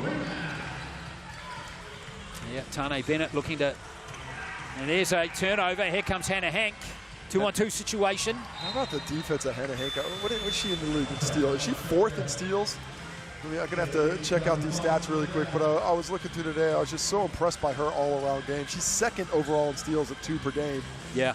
She's sitting there. Maybe it's 4th in rebounds that I saw her at. Yeah, she's 4th in rebounds, 2nd in scoring, 2nd in steals. Just a fantastic player for this Whai squad as we take a look at Cowling and that inadvertent poke to the eye. Yeah, it was a nasty little one, wasn't it? McDowell White. Every time I see a little poke in the eye like that, I think of Tom Abercrombie. Here goes Lacandro for 3. Big basket there for her. Big shot. I spoke about it in the Rapid League game. She's really extending her offensive game over here. Really willing shooter. Nice to see that shot go up, and the Whai are that much closer now, starting to close that gap. Here's Tupaia. Nice kick out pass. Morton Jones can't nail a triple. Rynell almost got it, but Hank, look out. And Hank's got the ball. Starts to break too. You love that out of your big. Shearer. Here's McDowell White. It feels like the Whai are just starting to work their way back into this. McDowell White again. Ooh. Oh, that's so good. Ooh. Found the angle, lays it in. Fantastic little attack. This is as aggressive as I've seen Jess McDowell White this season offensively. 9 points for her now. Morton Jones, this lead is back to 6 all of a sudden. Mansfield lets it fly. It's not dropping at the moment for the Kāhu. Dalton pushing it to Shearer. Fire lifting the energy. The Kāhu are slowing down a bit. It's gone out of court. It's still going to be 5 possession. Oh, no. I did not think that Haley Rynell hit that one. Yeah, good job. The other, Ryan Jones comes in from the far end and says, I had a better angle at it. Take another look at that beautiful little move by Jess McDowell White. Just rocks Mary Morton Jones to sleep to get the crossover and the finish. Made that look easy, didn't she? Still Cowling on the bench there, KC, is she's still getting some attention in that left eye. Well, that'd be a huge loss to already be down Snyder, and if they can't get Cowling back in, that'll certainly change the complexion of this ball game. Oh, what a save by Jacobs! And the 2 points and the foul! Come on! That was almost bonus territory. He got tipped, luckily for the Kāhu. Jacobs is the only one who has an eye on it. Somehow finds it. Look at that. Oh, saves it from out of bounds. The hoop, the harm, and a chance for three the old-fashioned way. As the Kāhu look to build this lead back to 9. Jacobs with some key plays in this game. That's 8 points for her. She's also already above her season's average score, even though it's only, yes, her 3rd game. Yeah, it takes a couple weeks. She played her sister yet? She did, first game out. Yeah. First game out. It was a difficult one to call. They were in similar uniforms.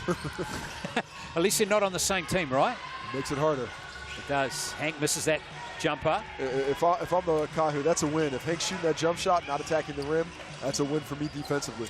Mansfield can't nail the triple. That's a good rebound from Hank. He is doing a little bit of everything right now. She pulls down her 6th board of the half. Those triples are not dropping now for the Kāhu, are they? And not with the same consistency we saw earlier. 5 from 12 in the game now is Lacandro. That's 5 straight misses. It's McDowell-White. Shearer for 3. Hank again. Woo! And there's a foul. I think she got fouled by 3 players at the same time there, Casey, just about. One of her best games of the season was on this court earlier in the year, where she just absolutely dominated the Kāhu on the interior. And the Kāhu are fighting hard, but they just don't have the size to match up with her. You know, they're giving up inches, they're giving up kilos. And Hannah Hank is a tremendous athlete to combine with that size that she has. Put those two together, it is not what you want to see defending if that's your task with guarding. She's got 7 points, 7 rebounds, and 2 assists already, Hannah Hank. And we've still got 3 minutes to play to the half. Just does a little bit of everything, doesn't she? Just a little bit of everything.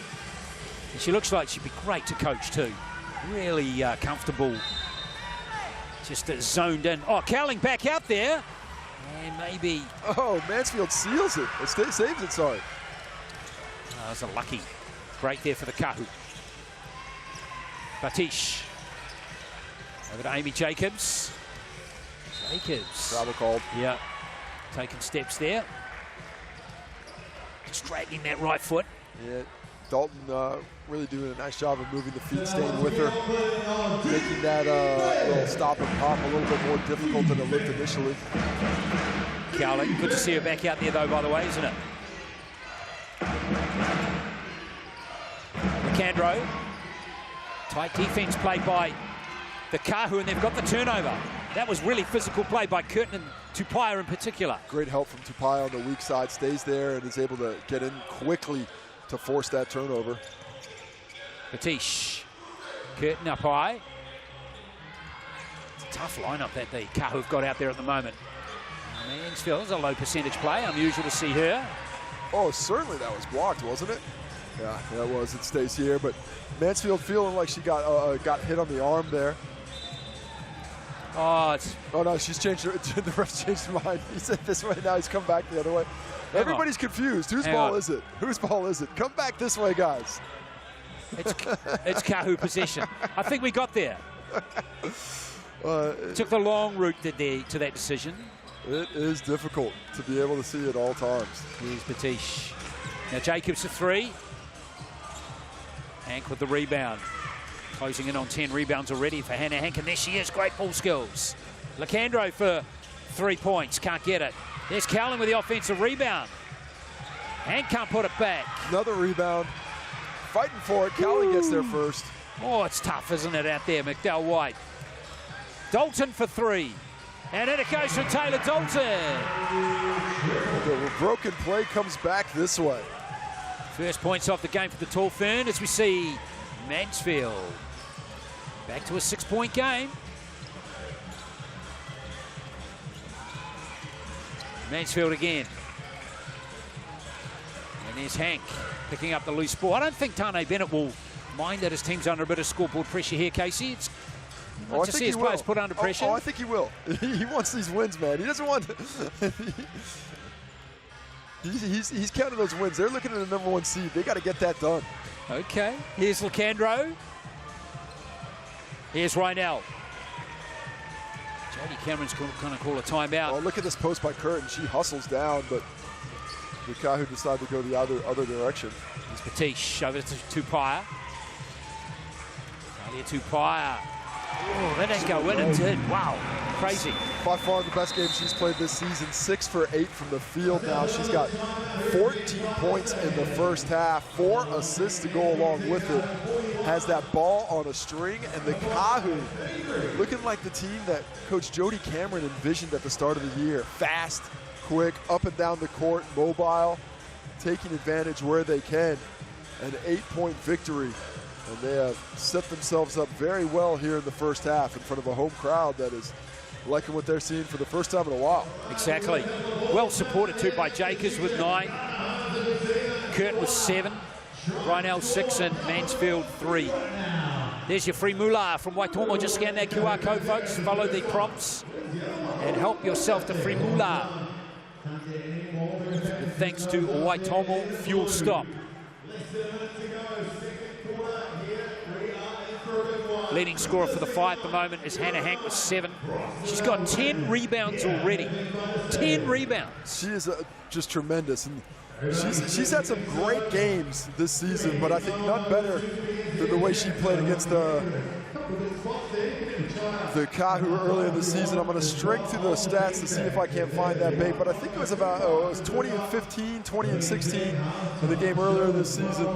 23rd of October, that is the game you're looking at, I think. That is the one I'm trying. There's Lisa Carrington. Now, I know she has set high standards and achieved so much in her career as a kayaker, of course. She's a part owner of the Kāhu. She is in the house again tonight. And I'm sure she will be proud as punch if her team can get over the line in this game. 20 points, 12 rebounds earlier this year against the Kāhu. Wow. It's Dalton. Nice kick-out pass to Cowling. Got an age to put that one up, can't nail it. And there's two, in fact, that's Abby Curtin picking up the loose ball. Good defense, Taylor Dalton. Yeah, hustler. She's a worker, man. She's all Oh, energy. look out. Ooh. That was a little one from behind almost. She's always active. Look at, she's just getting her fingers in everything down on this end of the court, isn't she? Yeah, it's good to see Curtin. We're on the shot clock for Mansfield. Second wedgie of the half. Somebody pump up that ball. Where's Ryan Jones? Come on, is he going to get a? Yeah, right, is he going to get 4 points? Let's have a look here. He doesn't want the bucket. He does want the bucket. Back to back, Ryan Jones.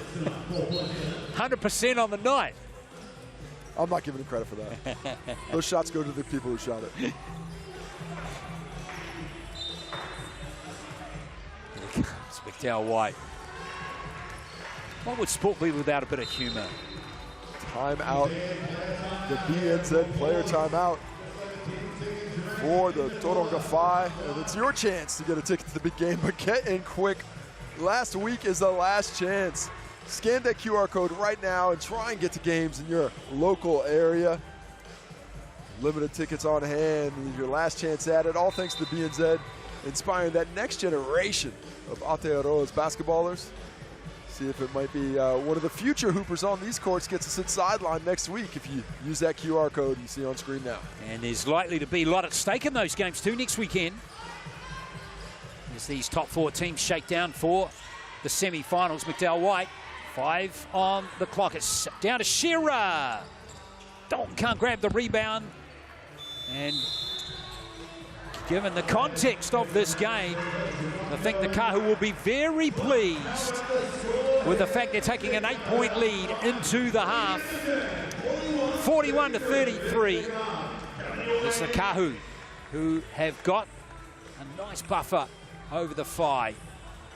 We've got plenty of work to do. Let's get down to Casey Frank. Well, just tough first half offensively. Never really got that flowing until sort of those last few minutes. What are the Kāhu doing differently that's been difficult today? I think defensively they're obviously taking away the roll right now, and I think we're still trying to force that a bit, so we need to look out to our shooters. And then, I mean, the best offense for us is transition, so we need to get stops on the other end in this second half. Offensively, what has it felt comfortable for the squad? Hannah Hank's doing well inside, but of a lot of attention when she gets the ball. How can you counteract all those doubles? Definitely. I think we need to obviously get the ball to her still. She's obviously great inside, but again, on the outside, we need to be moving and cutting right now. We're sort of just standing and watching her try to go to work against, 2-3 people. So we need to do a better job as a group. Appreciate the time. Good luck in the second half. Thank you. Cheers. Yeah, Jess McDowell White done a great job in the first half with 9 points, 3 assists. Certainly a key component of the Whai. Stick around, we've got the halftime stats from Chemist Warehouse coming up as we build to the second half here at Eventfinda Stadium.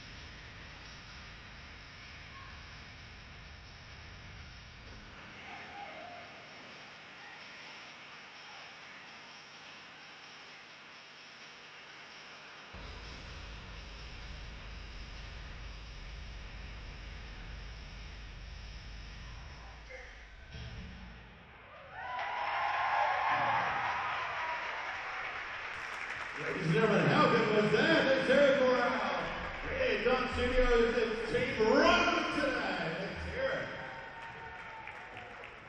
Okay, we'll keep the party going here. On court, we have BBNZ ballers.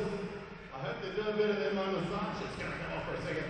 All right, let's bring them on out. We have next to BBNZ. Our ballers are going to be battling it out in the center of the arena here. You know the drill if you've been here before. They're going to try and out-dribble each other. One hand on their ball and one hand away in opposition. Forward here. The young ones. We are ready. Half-time here at Eventfinda Stadium on the North Shore. And it's the Kāhu who are leading the fight at the moment, 41-33. The team on the bottom of the table, Casey Frank, is performing above expectations. They are today, but not above their own expectations. This is the type of team that they thought they could be, shooting the ball without fear, pushing the ball up and down the court, and led by Tauihi Basketball, who's having a fantastic game offensively. She's brought up 600 career points as well with that last basket of hers in the first half. So it's a nice milestone for her. A classy way to do it. One of the leading scorers in the history of Tauihi, continue to do it today. How about Hannah Hank? 10 rebounds in the first half, getting all sorts of attention, but they can't keep her presence off the boards. Tough task indeed. A 21-20 rebounding advantage to the Whai. Taking a look at the assists, Jess McDowell-White has 9 points to go along with those 3. Tauihi Basketball leading the league team in scoring and dishing the basketball. 4 blocks in total, 1 apiece for 4 different players. Finishing on the steals, and this is where the Kāhu have made their mark today. 5 steals, part of 7 turnovers forced in the first half, but just 3 turnovers for the Kāhu, which is as good as they've handled the basketball in a long time. What are you seeing, what are you not seeing from the Whai, Casey, that you'd like to see in the second half as they try and mount a comeback? I think they're a little settling a little bit for the triple right now. I don't see them manipulating the defense. I'd like to see that basketball move from side to side and continue to attack through Hannah Hank. to get her as many touches as possible. When that double comes, you're going to have to kick it back out. Interesting to see if that can be executed by the Whai in the second half. They want to stay on top of the table. They've certainly got the talent to do it. Stick around and see if they can do it in the second half. The third quarter coming up right after this.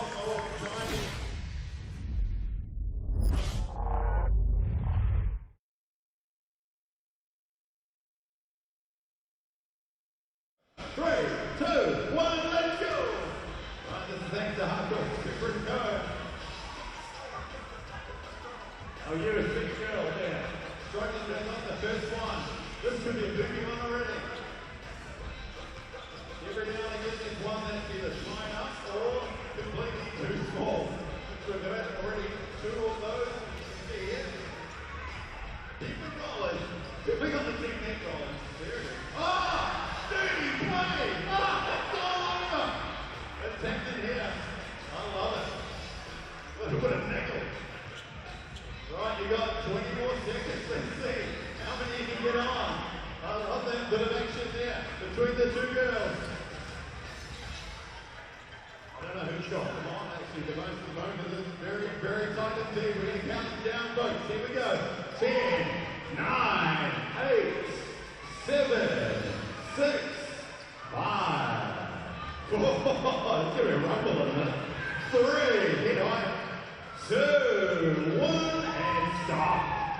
All right, let's have a count up. How many we got? 1 layup. What's a layup? Keep it down here. Get the triple X out one up. 2 there. 3. I think we're going to win it, but we'll have to watch the replay. There was plenty of tactics on both sides. But let's hear it for our 2 competitors. We'll sort it out in the background and keep up to date. Once again, to Huckle, Super Co as well. Amazing partners of both the BBNZ Kāhu and also the Tuatara as well that play here in the winter time. Plenty of heat here tonight on and off court. And the lead at the moment is 8. So let's work on building on that one. And coming home with our first W here in our home arena.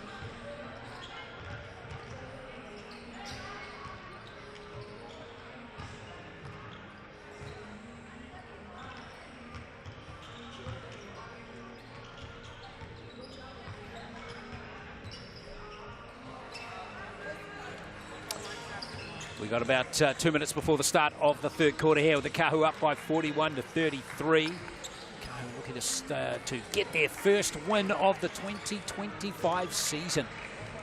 And, tell you what, if they can go on and do this, Casey Frank, it would be a little bit of a shake-up to the table at the top. The Queens will be raising an eyebrow, the Puakai and the Hohoi as well. It'll all be messed up heading into the final weekend next weekend. Well, it'll certainly open things up for a couple of other teams, particularly the Southern Hoihu, who right now have that inside track with 7 wins already. Well, they go to the top of the table, right, if they lose. It all depends on how many points it is, because right now the points percentage, the Whai at 103, the Hoihu, lowest points percentage of the 4 finals qualifiers at 100. So they got a bit of space to make up. The Hoihu only +2 on the season. Right now, coming into this game, the Whai were +40. Very interesting. Now, who gets the win? There's that QR code again. And the Kāhu have gone up 4%. But how about that? The Whai, everyone just about, Casey thinks a big comeback's coming in the second half. You know, I wouldn't rule it out either. Yeah, I feel like some of those people didn't start voting, and it started voting before the game and haven't changed that vote since, because that is not the way this game looks. I don't see it changing that drastically. Do I think the Whai could work their way back in and get the victory? No doubt about it. You know, that's certainly, they've got that they're as good defensively as anybody in the competition. They got the type of players that can really shut things down on the perimeter.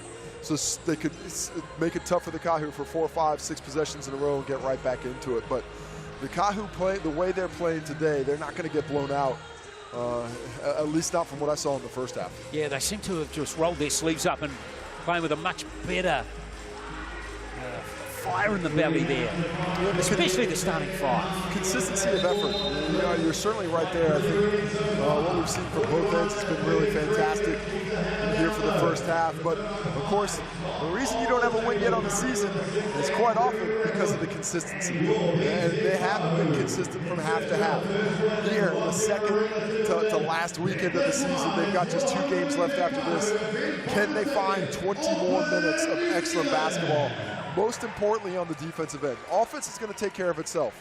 But if they can hold the Phi to 33 points or less again for the second consecutive term, they're going to be in excellent stead to walk away with their first win of the year. And next week, with 2 games to play, you wouldn't count them out of those games either. Certainly.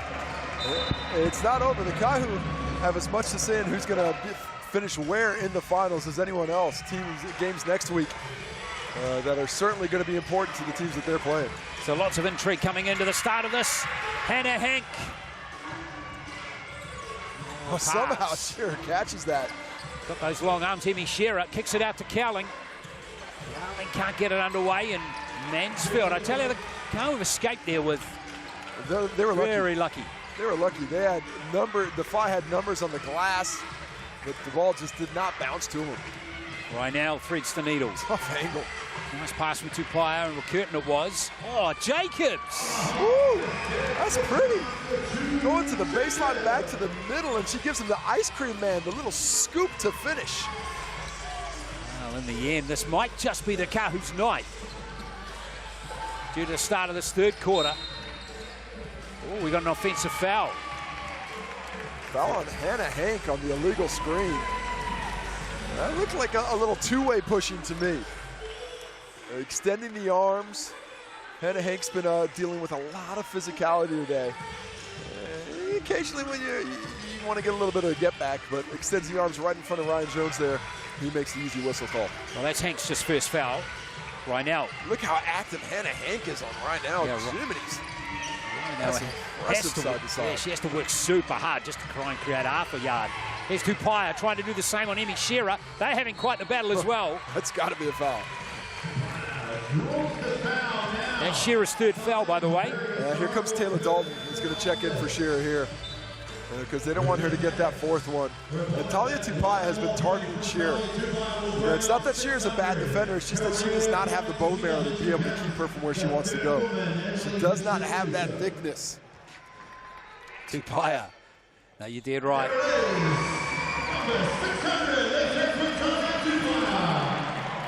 There it is. There's the record, 601 points. And 602 now. They called it 600 in the gym, but we'll go easy on them. Exactly. What's not in doubt is that is her 16th point. Here's McDowell White. Tough defense played again by the Kāhu. Here goes the Cowling over to Dalton. Dalton can't nail that, and there is Mansfield, just can't grab it. And it's going to be Kāhu ball. I actually thought, I didn't see Hank hit that, but she didn't argue, so she must not have got it.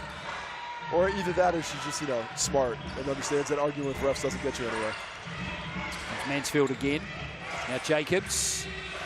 Look at Hank, is so active on that show, forces that turnover. Oh, what about that pass? Somebody catch it. Somi's got Hank right there with her.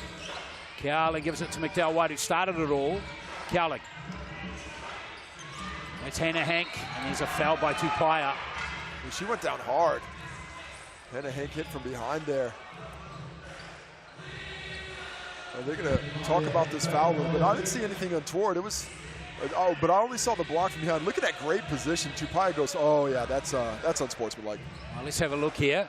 That should be unsportsmanlike. What I saw on the replay there, she grabs afterward and chucks her down. The ball was already gone. We'll see. I don't know if the officials were able to catch it live, but if they saw a replay, I don't think there'd be any question about it. And there's the call. You got it spot on, Casey. Yeah, I was blocked from that angle. I couldn't see that hand on the shoulder. I just saw the block it go in easy. So this is going to be free throws and possession for the FI here. Well, that's just the first foul for Tauihi. And Jody Cameron saying she got the ball. How's that a foul? But after the play, she grabs the shoulder, follows through unnecessarily. That's why she picks up that foul, and that means it's going to be a wee bit easier for the FI to get back in this one. Ryan Jones just explaining to Jody Cameron, as you can see. Yeah, it's a lot of drums going in here, just taking a chance out, and also a little gamesmanship. Jody Cameron gets that explanation, freezes out Hannah Hank a little bit. Exactly. A couple free throws dropped from the Chemist Warehouse stripe. Impressive stroke there. Hasn't had the best season from the free throw line, but makes those two count. Back to 10. Can the FI make this a huge 4 or maybe even 5-point play? Could have saw me. McDowell White. Yeah, she's going to put up the triple, and in it goes from Jess McDowell White. Jacobs wasn't too far off of her, but she is locked in right now. We talk about how well Tauihi Basketball has played, but Jess McDowell White is not far off with her 12-point there. 5 from 6 from the field. What about that from Tauihi? 18 points for Tauihi, 7 for 9 from the field. And she is not settling today. It's not about jump shots, it's about drives and finishes. Here's Hank, speaking of drives and finishes. So good. So good. Got that head of steam going one direction. Right now has to work so hard to keep, use so much of her strength to keep her out of the key that when she gets to that spin, she's got plenty of space. Tauihi's 18 points, by the way, in this game. Now, is a season's high score for her. She had 16 on 2 previous matches. Jess McDowell White gets called for the foul on the other end, coming from behind on Abby Curtin. Looks like it was clean from this angle. A little bit too much contact. So we take another look at that spin move, losing right now and finishing at the rim with a soft touch. Hannah Hank struggled a little bit from the field in the first half, where she was just, I believe it was 3 for 8, but was effective. Now up to 11 points to go along with 10 rebounds. Nice little double-double for Hannah Hank. This is Abby Curtin at the line, the Australian, and there she is getting 9 points now, 2 from 2 from the Chemist Warehouse stripe. Both things going pretty good from the Chemist Warehouse stripe in this game. Curtin's been super effective today, perfect from the field and from the free throw stripe. Not a ton of ball in hand, though. So had some good touches, though, when she has had her hands on the ball. Here's Hank. Oh, another blow-by-you move from Hannah Hank. She loves it from the elbows. The defense can't pitch in because of the perimeter shooting, so that double can't come. And she's got the strength and the size to score over anybody from that position that the Kāhu can put up against her. The Kāhu still lead by 7, though. Much for them to be encouraged about is Mansfield. And there's Curtin again. Oh, Curtin and Mansfield would both like that play back. Easy pickings. Neither of them can get it to drop. Haley Rynell. Jacobs with 5 on the shot clock. She's trapped. And that's jump ball. Good stuff by McDowell White. Fire getting gritty. Lifting their level of physicality. Doing a better job of staying in front. Still struggling to keep Tauihi Basketball out of the key. But elsewhere, they're doing a much better job at the point of attack. And that rotation from the other side of the court has been there early and often. Cowling. Dalton, quick ball into Hank, who's having a terrific second half. So too McDowell White. Oh, rear miss for her. What about Cowling? Almost getting that one. Good hustle by Anderson, staying alive. Not in the play on the rebound, but in there for the bounce off the hand. Here's Rynell getting up the deep 2. And Hank with another rebound. She is just a machine. Could have saw me. Cowling for 3. Hank again. Wow. Can't keep it. Goes out of bounds. Unlucky. But at least she gets credit for the rebound, because you can't have the turnover without the rebound. She is all effort, eh? Well, she's even lifted the effort here in the second half.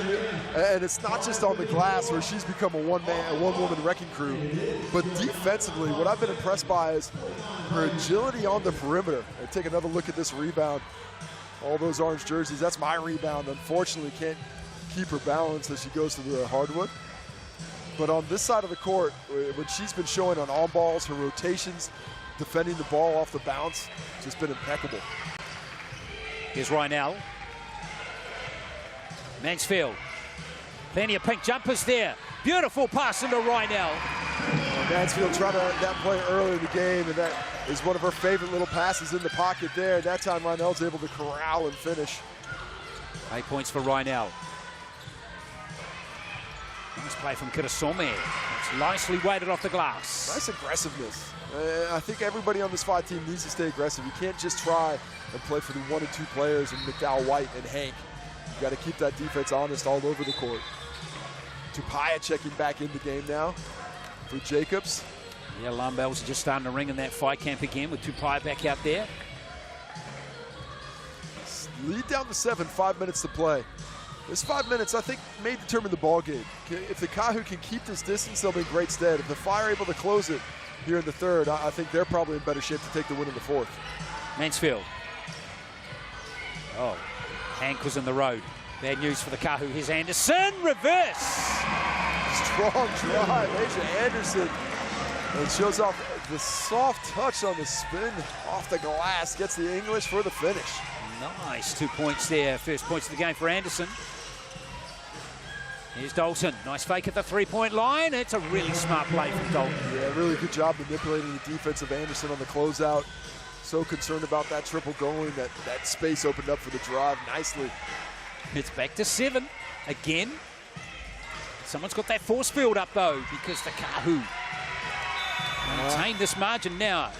Mansfield goes high to Batish there.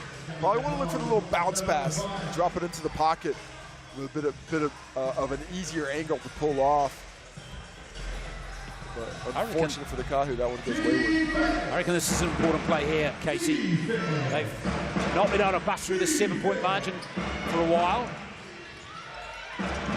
Here's their chance to do just that. Shearer. Oh, it's gone against Emmy Shearer. I'd like to take a second look at that. Looked to me like Shearer was on the spin move. Did she extend the arm? We couldn't see it from that angle. Either way, that's her 4th personal foul, and she now heads back to the bench. Let's see where this... Yeah, there it is. Gets that elbow extended. We couldn't see it from the sideline we're at. But Talia Tupaya, as good as accentuating that kind of contact as anybody in the competition. And Norma doesn't get it, but with that extension, that's going to be a call that the official has to make.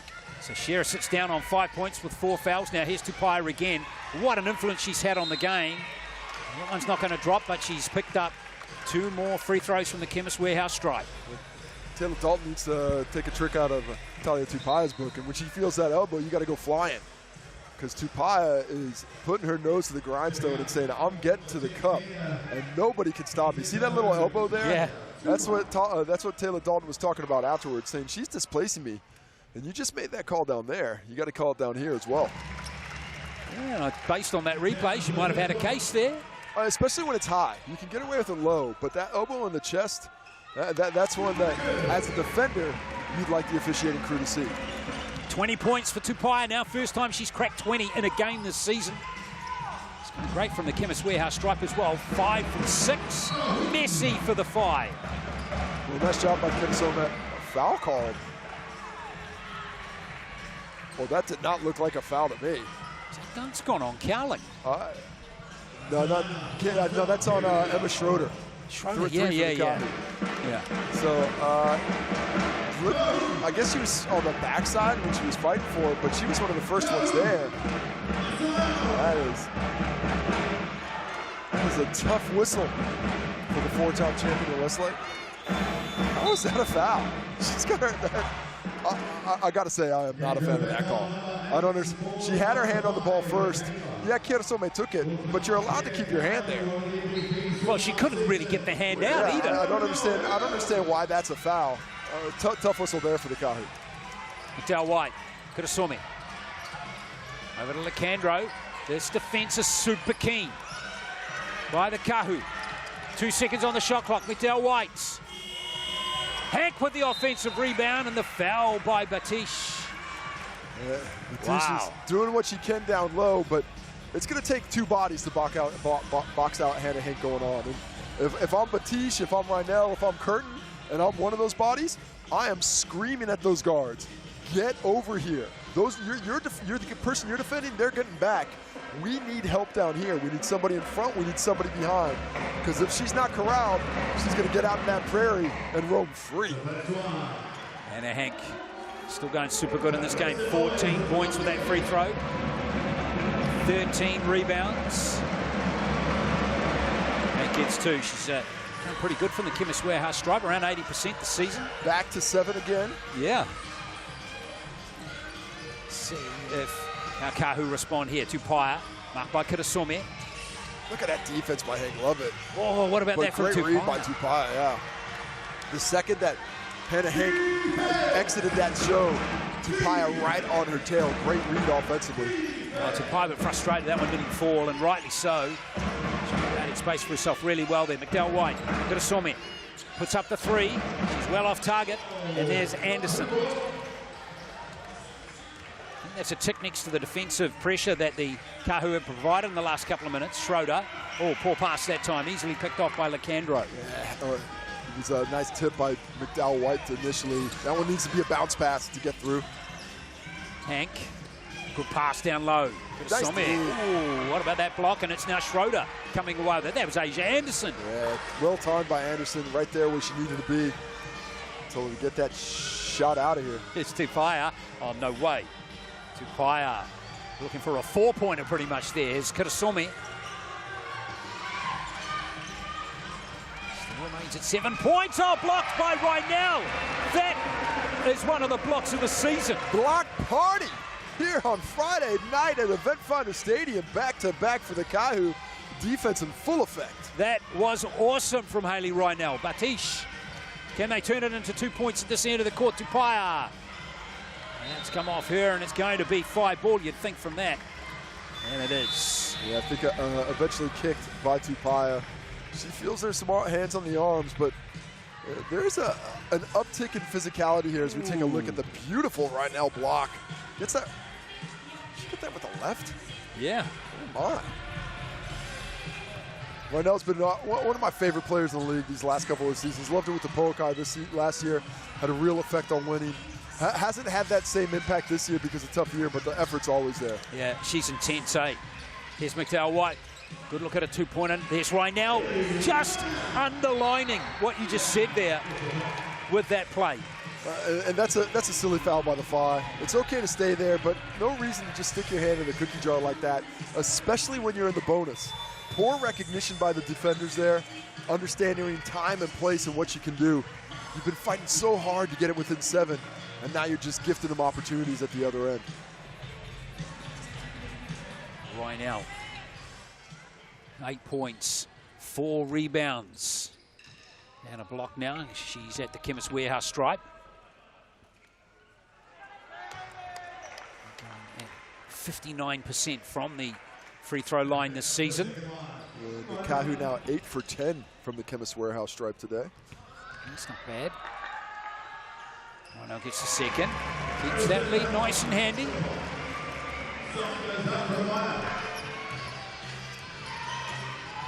1:27 left in the third quarter. I hope you're enjoying this Tauihi Basketball Aotearoa round 9 game. Michaela Cowling. Yeah, looking for low percentage shots now all of a sudden. That defense is tight. Yeah, it's tough. Without Hannah Hank in there, I think they get a little confused about where they can really get to about that presence in the post, but I'd like to see a few more drives myself. Dalton on Tauihi, great matchup. Tauihi gets the screen from Rynell.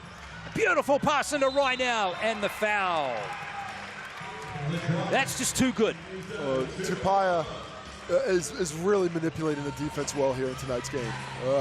When the help does not come, she's using her strength to get the finish at the rim. That time the help does come, she drops it off late. See that second body there? Cowling stays with her. That opens up Rynell on that roll. She gets the catch, can't get the finish, but back to the Chemist Warehouse stripe. Hannah Hank has checked back into for the Phi now. As Rynell extends that lead back out to 9.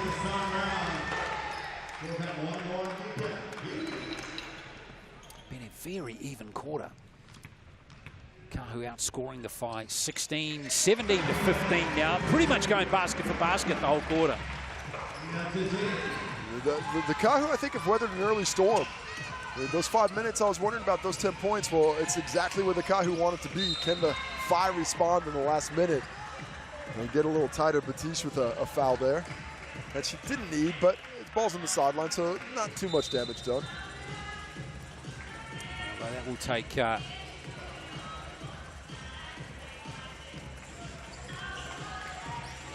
into the bonus from here. Here is Cowling. 8 on the shot clock for Jess McDowell-White.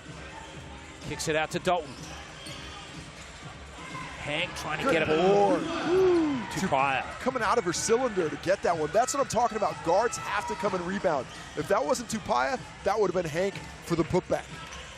Reinell trying to work off Batish. Here's Tauihi. Working off Batish. Nice little roll away from Batish. Beautiful ball into Jacobs. And that's 2 more points for the Kāhu. A good ball movement. Manipulating the defense with the pass. And the extra pass where it looks like the defense has it set. 5 seconds to play now. McDowell-White. It's going to be Dalton. Oh, we've got a foul off the ball there as Hank goes tumbling. She got hit hard there. Looks like Jacobs from the weak side.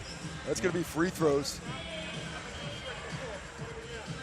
Yeah, that is the 5th personal foul. Didn't have the marker up, but that's going to be 2 shots for Hannah Hank, who I don't mind the physicality. Look on the weak side as Jacobs just comes in and tunnels her. I think that was just kind of an awkward spot that she got hit in. It was like Jacobs ran into a cardboard cutout of Hannah Hank there. Yeah, because that's the thing, because you know Hank's coming down. So as a guard, you're like, well, I'm setting myself up. There's going to be some contact here. But unfortunately for her, just caught Hank in the wrong position. And she folded like an ironing board. Hank has been going great from the free throw line in this game. That's 6 from 6 from the Chemist Warehouse stripe for her. That leads to 10 with 2.5 left in the third. If I haven't missed from the free throw line, Jacobs got to shoot. Forgot what the times happened. Yeah, and that is the end of the third quarter. It's still a very good quarter for the Kāhu. 60-50 is the score. It's a 10-point game heading the fourth here at Eventfinda Stadium. Stick around, that fourth quarter is next.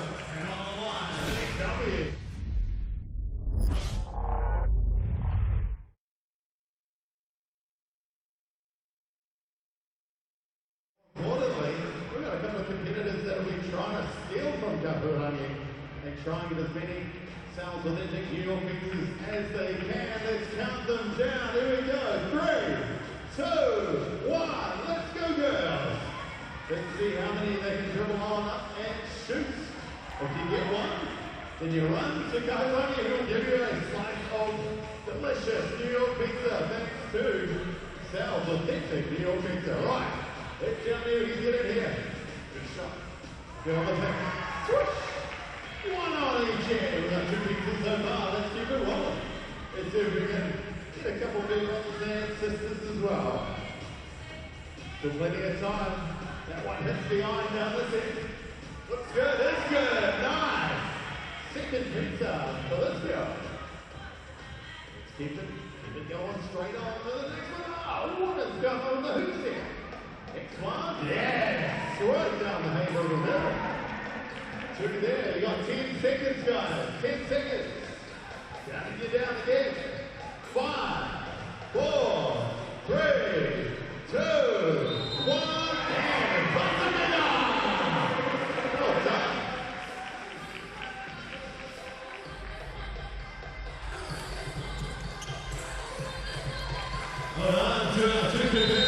Fourth quarter about to start here in Auckland. It's the Kāhu. 10 minutes of play away from their first win of 2025 in their 10th game. Large note of pizza there, $35. Scan that QR code on your screen or the online code if you're on the old-fashioned way on the computer, MVP 2025. So I got to ask you, Glenn, since it's got green leaves on it, does that count as a salad? No. Make the differ. Make the differ. We're gonna have to agree to disagree on that one. It's a pastry salad. It's a pastry salad. Works for me. Mansfield. Greens check. Exactly. Jacobs. Nice drive, but Cowling able to make that a little tougher at the finish. Here's Hank. Dalton. Lacandro from way outside the three-point line. Look at Hank hustle, man. She is getting there. She is just, I mean, the work rate is phenomenal. That foul's on, but is that on Hank? Nice. Yeah. Didn't see it from this angle, didn't see what she did incorrectly. Must have pushed off the Batiste when she tried to get around. Second foul for Hannah Hank in the game. Yeah, she was just asking that question to Tane Bennett. Thought it might have been third, but just two. Tupaya tough. Too strong. Wow. I think the Phi have to start sending the double to Tupaya because she's too big and strong for these guards. Either that or I'd put Michaela Cowling on there and not worry about Batiste with a big. Of course, Emmy Shearer's out of the game on 4 fouls at the moment. She had been marking Tupaya. Cowling flies in to grab the rebound. Lacandro. Don again, the fight just looking a little uncertain as to what to do there, and there's a little reach in by Jacobs. Dalton had that angle. Nice read using the screen coming in from Lacandro as a little diversion and busts out the other way. As we take a look at the Good Health MVP poll, all thanks to mixandpick.com. Talia Tupaya leading the way. Oh, right with 3 on 33. Where's Hannah Hank? Hannah Hank is not there. It is straight Kāhu voting, except for Jess McDowell-White. Who is having a good game, Casey. Hey, I'll tell you what, any of those 3 players I'm happy with, but I think it's going to come down to the end. Who gets the win? That's my MVP. Hank fighting hard again. No foul. No foul as Rynell grabs it. Anderson does well to just use her length and strength without fouling. And now Rynell on the run. Rynell needs some support now. That's pretty impressive defense by Hank, staying with the ball the entirety of that full court. They're having a good battle out tonight as Batiste kicks it out to Rynell. Oh, that's a big shot. And Hank can't grab the rebound, leaves it for Cowling. In fact, Lacandro left it for Cowling. Are there any perimeter players that can really start to influence the game for the Phi? They need to get something popping on the outside. Here's Hank to Batiste. There's Dalton, in fact. There goes the 3-ball again from Lacandro this time. Oh, Lacandro's triple, so key at this moment. Cuts it back to 9 points, but it's all about stops, and the Kāhu look comfortable. Who don't they? 6 points for Lacandro. to fire away from that one. I'm happier with that if I'm a Phi defender than with the drives. At least she's got a chance to miss the jump shots right now. The 3 layups are nothing but buckets. Cowling looking for Hannah Hank. You can see that's their go-to play. Dalton. Dalton, good hustle. Certainly is. Great pass to Cowling as well. Oh, leaves it short. Unfortunate. Fantastic effort from Dalton. Can't get the bucket, though. Mansfield. Tupaya. Trying to work off Cowling. Rather, it was Rynell, and there is a foul. Taylor Dalton by the look of it.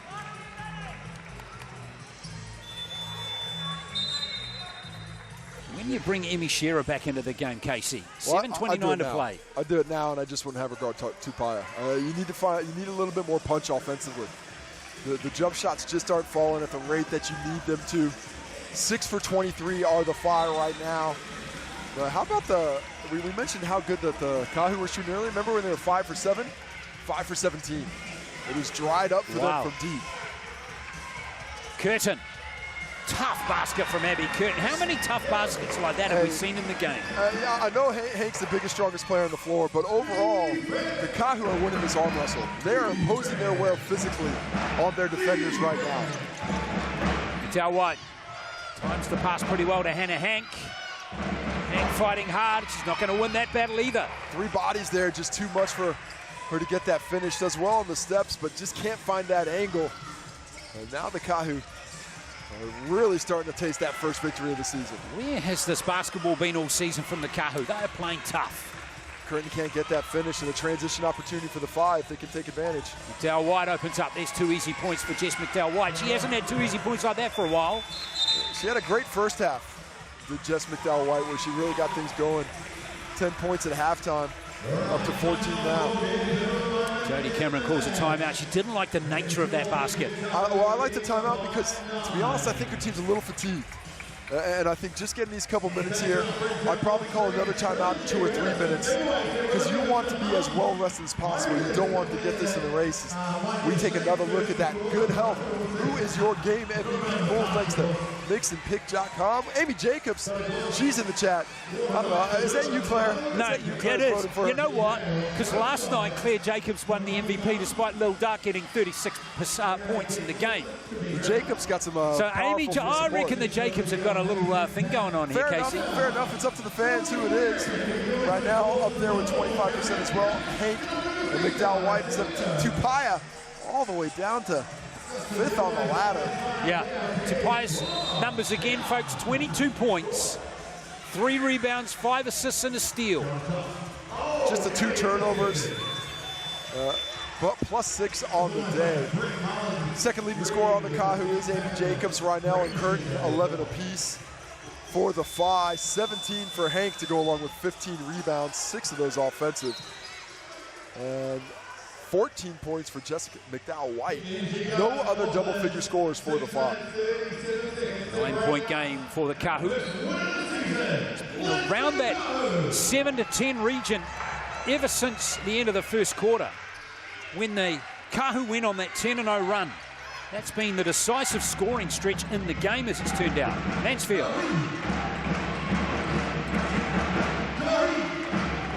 Anderson can't nail a triple, and there's a rebound again by Hank.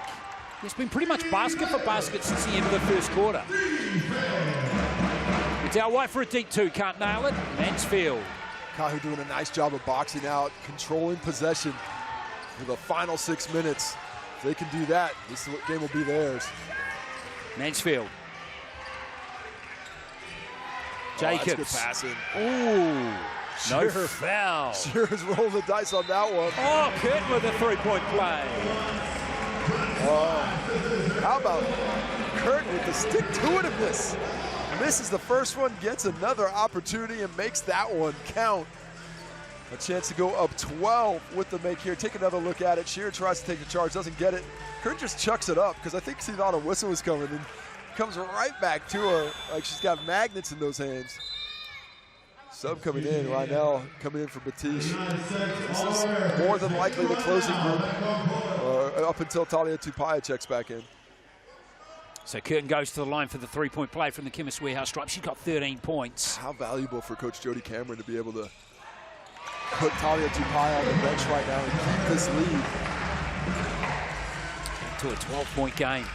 Cowling. Hank. Oh, communication breakdown.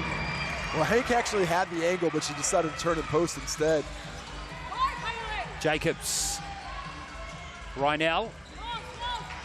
Here's Anderson. Asia Anderson puts her head down. Good defense, Hank. Another rebound.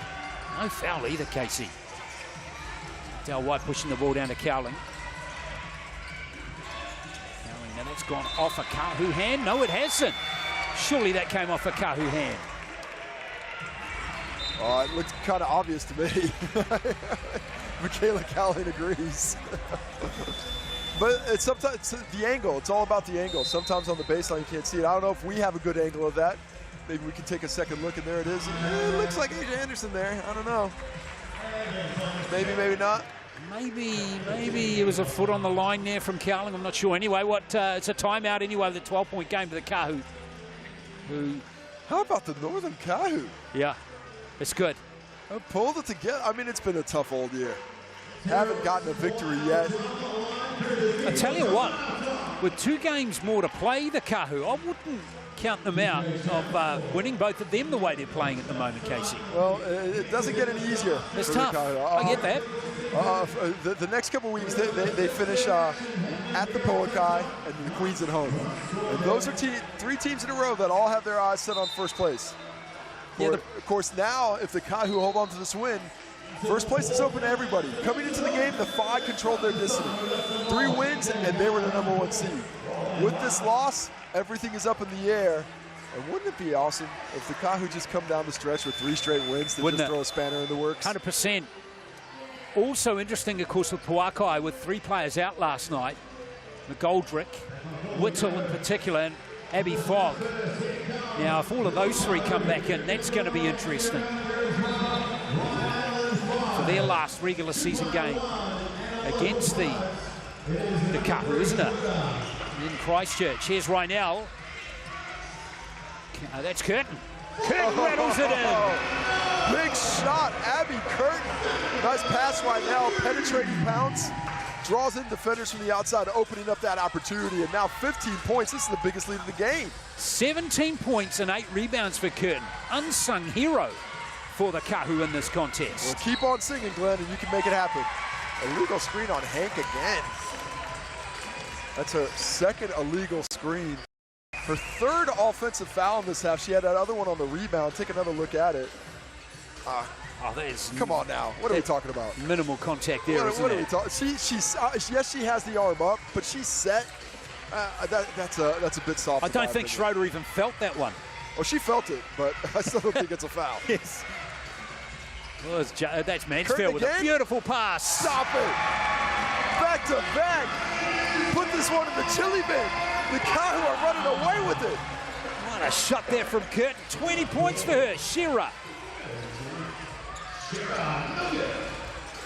Real battle for the ball, and it's won by Shearer. Look at that fight. Love the hustle. Still hustling all the way. But the Kāhu have put their stamp on this game. 18 points. The most they've been up in a game today. The most they've been up in a game this season. Take another look at it. Curtin, the pass by Mansfield a little bit off, but nothing but net. I couldn't even find the rim. The other thing too, Casey, in the two previous meetings between these two teams this season, the Five thumped the Kāhu on both occasions by 18 and 16, no, 19 points rather. Here's Tupaia. Oh, just one of those days for the Five. They're just not on the same page. Yeah, flush it down the dunny and move on, right? Well, they're going to have to, because they got a big one in less than 48 hours. Down to Wellington, right? Down to Wellington. We'll take a look at the standings maybe a little bit later, but the Queens at 6-4 and with a 110-point percentage. If they get that win on Sunday, they will be having pole position for the top seed and home court advantage in the finals basketball. Rynell back at the line. In this warehouse stripe, all of these numbers started really good for Tupaia, Jacobs, Rynell, and Curtin now. 2 from 2 for Hayley Rynell in the Chemist Warehouse stripe. 20-point game again. Well, timeout to the Five. Coach Tana Bennett. This is the last roll of the dice. What do we got? 4 minutes. What do we do here? Do we have one more push in us, or do we wrap this one up and go on to Sunday? Down 20 with 4 minutes left. Probably gonna wrap it up. You know what? You already got Snyder down with an injury. You know, maybe you give it another 30 seconds here, see if a couple of crazy things can happen. But how about those Kāhu? That's great. They lost 9 in a row this season, 11 in a row dating back to last year where they lost their last 2. It's pretty much been 12 months since they had a win. It's been a while. It's been a while, mate. It has been a while. Oh, goodness. Yeah. Goodness me. Yeah, I think it might have been November of last year. Yeah, and you know what, too, Casey? It just hasn't all been Talia Tupaia tonight. Now, Curtin surged to the top of the standings here in the game MVP poll. But I like the way all of these players have really contributed. Look, we talk about the scores because it's the easiest thing to talk about. And that's what you write about. That's what gets all the glory. But this game's about defense. The Kāhu held the Five to 33% shooting, to 25% shooting from deep. And they held their own on the glass. You mentioned the rebounds. +3 on the rebounds right now. But I think most importantly, just 8 turnovers. +5 in the turnover margin. That is not a position with which they've been familiar this season, but that is the recipe for tonight's victory. Hank. McDowell-White for 3, and it goes for Jess McDowell-White. She's up to 17. Well, that's not a player you want to leave alone. She had a lot of time to collect those thoughts instead of for that jumper on the Hank handoff. Finding stops and lots of them in this last 3 minutes and 40 seconds. Tupaia. Ooh, there goes Hank down. That could have gotten a whistle for her, but they don't give it to her. Curtin kicks it back to Tupaia with 5 on the shot clock. Rynell. Here goes Schroeder. That's a good stop by the Whai. But if I'm Coach Jody Cameron, I love that possession. 24 seconds off the shot clock. We're still up 17. The clock is our friend. Let's have 24 seconds every single time down the court. Yeah, that will make it impossible pretty much for the Whai to win, who need quick baskets. Back to the handoff again, more space. Here's McDowell White. Doesn't get the roll off the rim. What about Hank? Rebound. Man, who's this foul on? Number 73, that's Hannah Hank. Hannah Hank again. Another offensive foul. Well, Jody Cameron talked the officiating crew into that one. That was, as she picks up foul number 4. Hayden Pipe gets convinced. There you see that arm on the back of Haley Reinell's shoulder. That's what gets the whistle.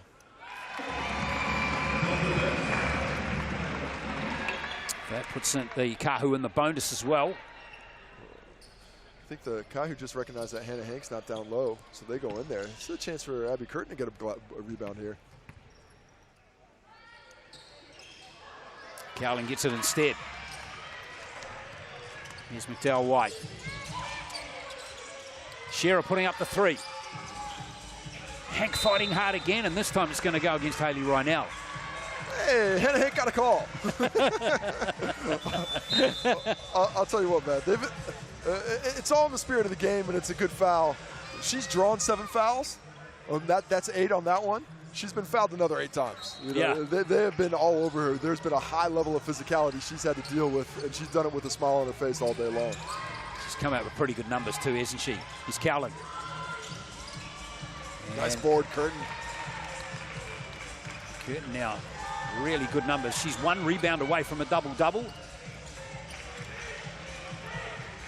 Tupaya can let this clock run right down again. Maybe Curtin's just going to bury another 3. She does! Is that little dart out there, Casey? Unbelievable stuff from Curtin. She is in fuego right now, drinking deeply from the zone. Shearer for 3. Not far away, but not close enough as Mansfield's got it. Kāhu want more. They're tasting this win. There's a professional point guard there. Slow it down, use the clock. Let's use the full 24. Mansfield, Reinell. And that's being turned over. 2 minutes left until the Kāhu takes victory. For the first time in 2025. Yeah, hard to believe. I wouldn't have thought they would have lost 9 in a row to start the season. And hello, there's another offensive foul. That's Shearer, fouled out of the game. That's her 5th. And that is that like the 7th offensive foul on the Whai today? So Shearer's fouled out with 5 points. Gotta say, screens down here don't look all that different from the screens down on the other end. Unhappy game for Emmy Shearer. Hasn't hit her straps in this one, but that happens sometimes. Oh, a little timeout to the Whai. 2 minutes left. I think the bench is going to clear out now. Or at least I hope it does with 2 minutes left. Yeah, it's all about their next game down in Wellington on Sunday. Yeah, you got to let go of this one. I mean, miracles do happen, but I don't think one's going to happen today. 21 with 1:54 to play, not looking likely. Yeah, I don't see Mother Teresa in the stands. I don't know if they're going to be able to pull it off. 21-point victory. And the Kāhu fans in the building got to be thinking, why haven't we seen a bit more of this season? It's just the fight that's been missing, hasn't it, Casey? But they've just been there in this game right from the start, and that was where Tupaya really did, I think, set the tone early in this one. I think when you say fight, I think it's 40 minutes of fight is what's been missing. You know, patches. Great for patches. A quarter here, a half there, a comeback here in the second half there. But they have not put 40 minutes of basketball together yet this season. And now that they have, they're giving us a little glimpse of what they're capable of. More games. Abby Curtin moving up the ranks. Yeah, man, her numbers are fantastic now. 23 points, 9 rebounds. 8 for 11 from the field. 4 from 3-point line, Casey. I mean, not too bad for Talia Tupaya either. 22 points, 8 for 13 shooting. She's got 6 assists as well, 3 rebounds and a steal. Curtin's three-point percentage before this game for the season was 26%. Mansfield had been taking on a much larger scoring role as of late. Down to 3 points today on a 1-for-11 shooting. Yeah, but 8 rebounds and 6 assists for the PG. Winning basketball all the way for her. I tell you, there's some quality point guards in this league. She is one of them.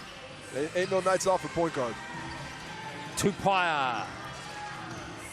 I was having a discussion last night with Crystal Ledger-Walker, who the best point guard is in the league. It's a tight call, that one. Did Crystal still claim it?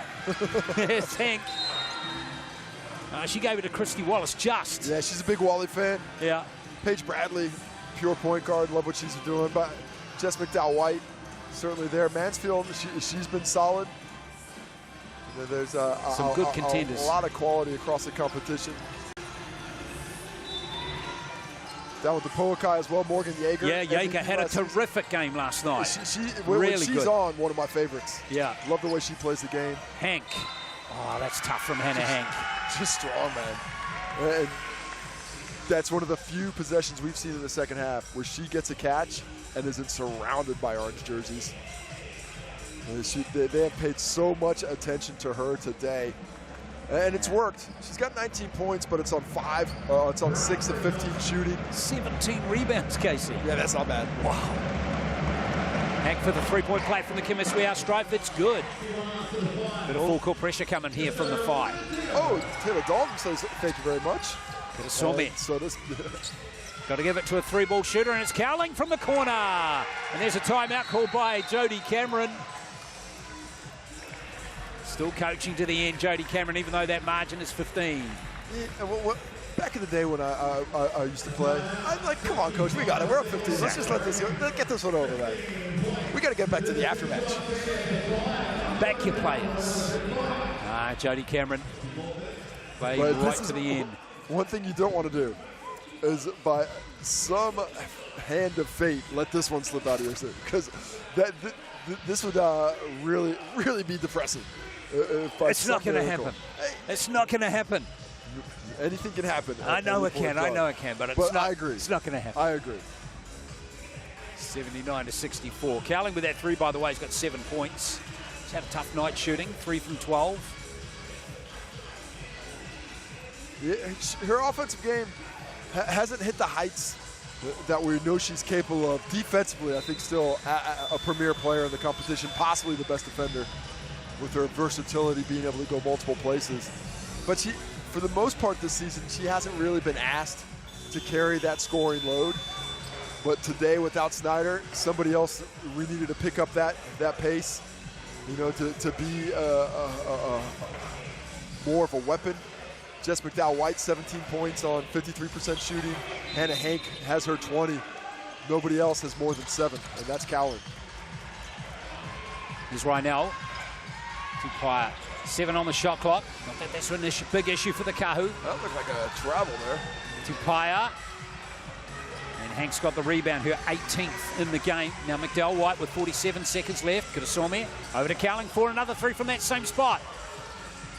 Nice rebound by Dalton. Puts it in for 2. And let's not forget that points are still as valuable as anything else. The 5, even if they don't win the game, they have to stay close in the points percentage. And another steal there. Beautifully done by Hannah Hank. 3 ball from Karasome is away this time. Would have loved to have seen Hannah Hank just turn and drive there, but I love this energy from this 5 squad. They understand the assignment. They have to keep this game close, and get 1 point closer might mean a home game in the finals. Well, Mansfield might just lock it down. They got to shoot. There's 3-second differential. There will be. I think they'll just let the shot clock run out here. Nobody's going to let that happen. Well, foul on the shot. Well, it's indeed. Hayley Rynell is going to go back to the Chemistry House stripe for 2 more free throws right at the end of the game.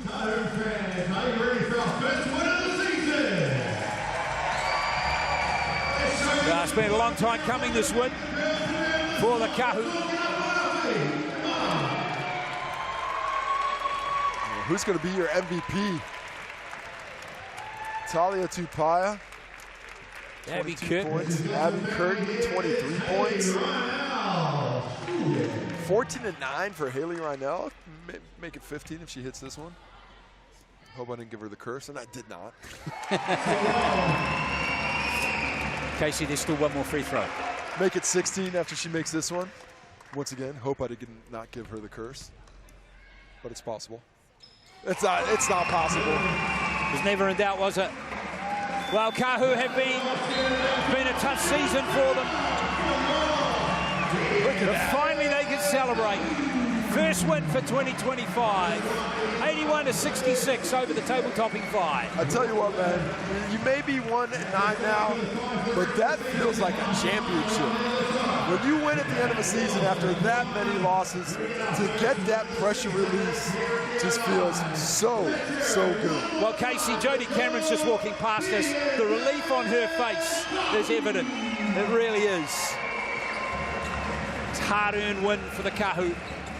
Lots to take out of this game, though, with 2 more games to come for the Kāhu. Can they do it again against the Puakai?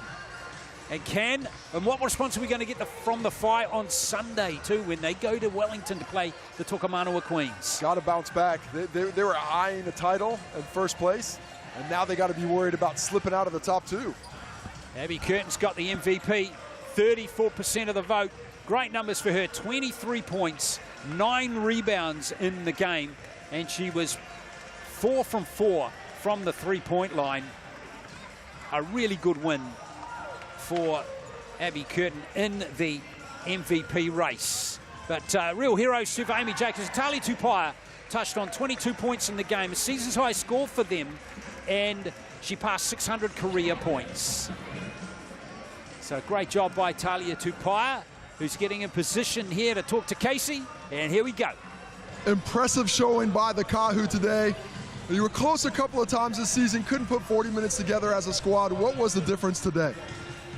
We were more together. Really had a good week of training. Got our rest in, still went to gym, did all the things we need to, but we're just together, united.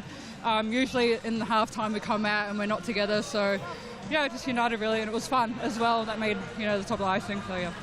And just to explain the relief, it's been a tough year, 0-9 coming in. I've had some bad seasons when I played, and those late season victories sometimes feel a little bit like a title because you get it off your back. I mean, what's the pressure release for yourself for this team today after getting that victory? I mean, we've got a really good team. We're a great bunch of girls. We all want to win. So I think today, it did feel like a title, a bit of relief, honestly. But yeah, just having fun. As you say, it's hard being 0-9. So yeah, just glad that we got the win. Looking forward to next week, 2 games, the doubleheader to finish with. You got a couple more upsets up that sleeve? Yeah, that's what we want to do, really, just upset some people on the ladder, change it up, and hopefully get the job done. Appreciate the time. Great win today. Cool, thanks, Casey.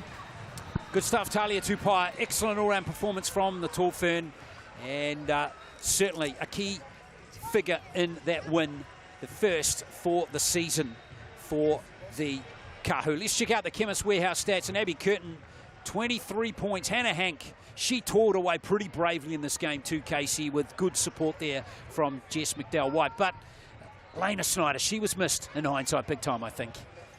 I think Lena Snyder is really the heartbeat of this squad. She gave up so much of her game a season ago to help get to that title.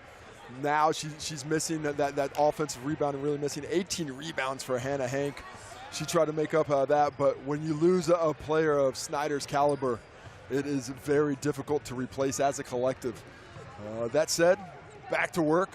48 hours from now or less than, they're going to be back on the court against a very potent front line in the Queens. I tell you what, too, and of course, as we know now, this has opened up the race for top seed now, hasn't it, this result? It's very interesting end of the regular season coming up. And really opened it up for the Queens. They control their destiny now. They have the best points percentage in the competition.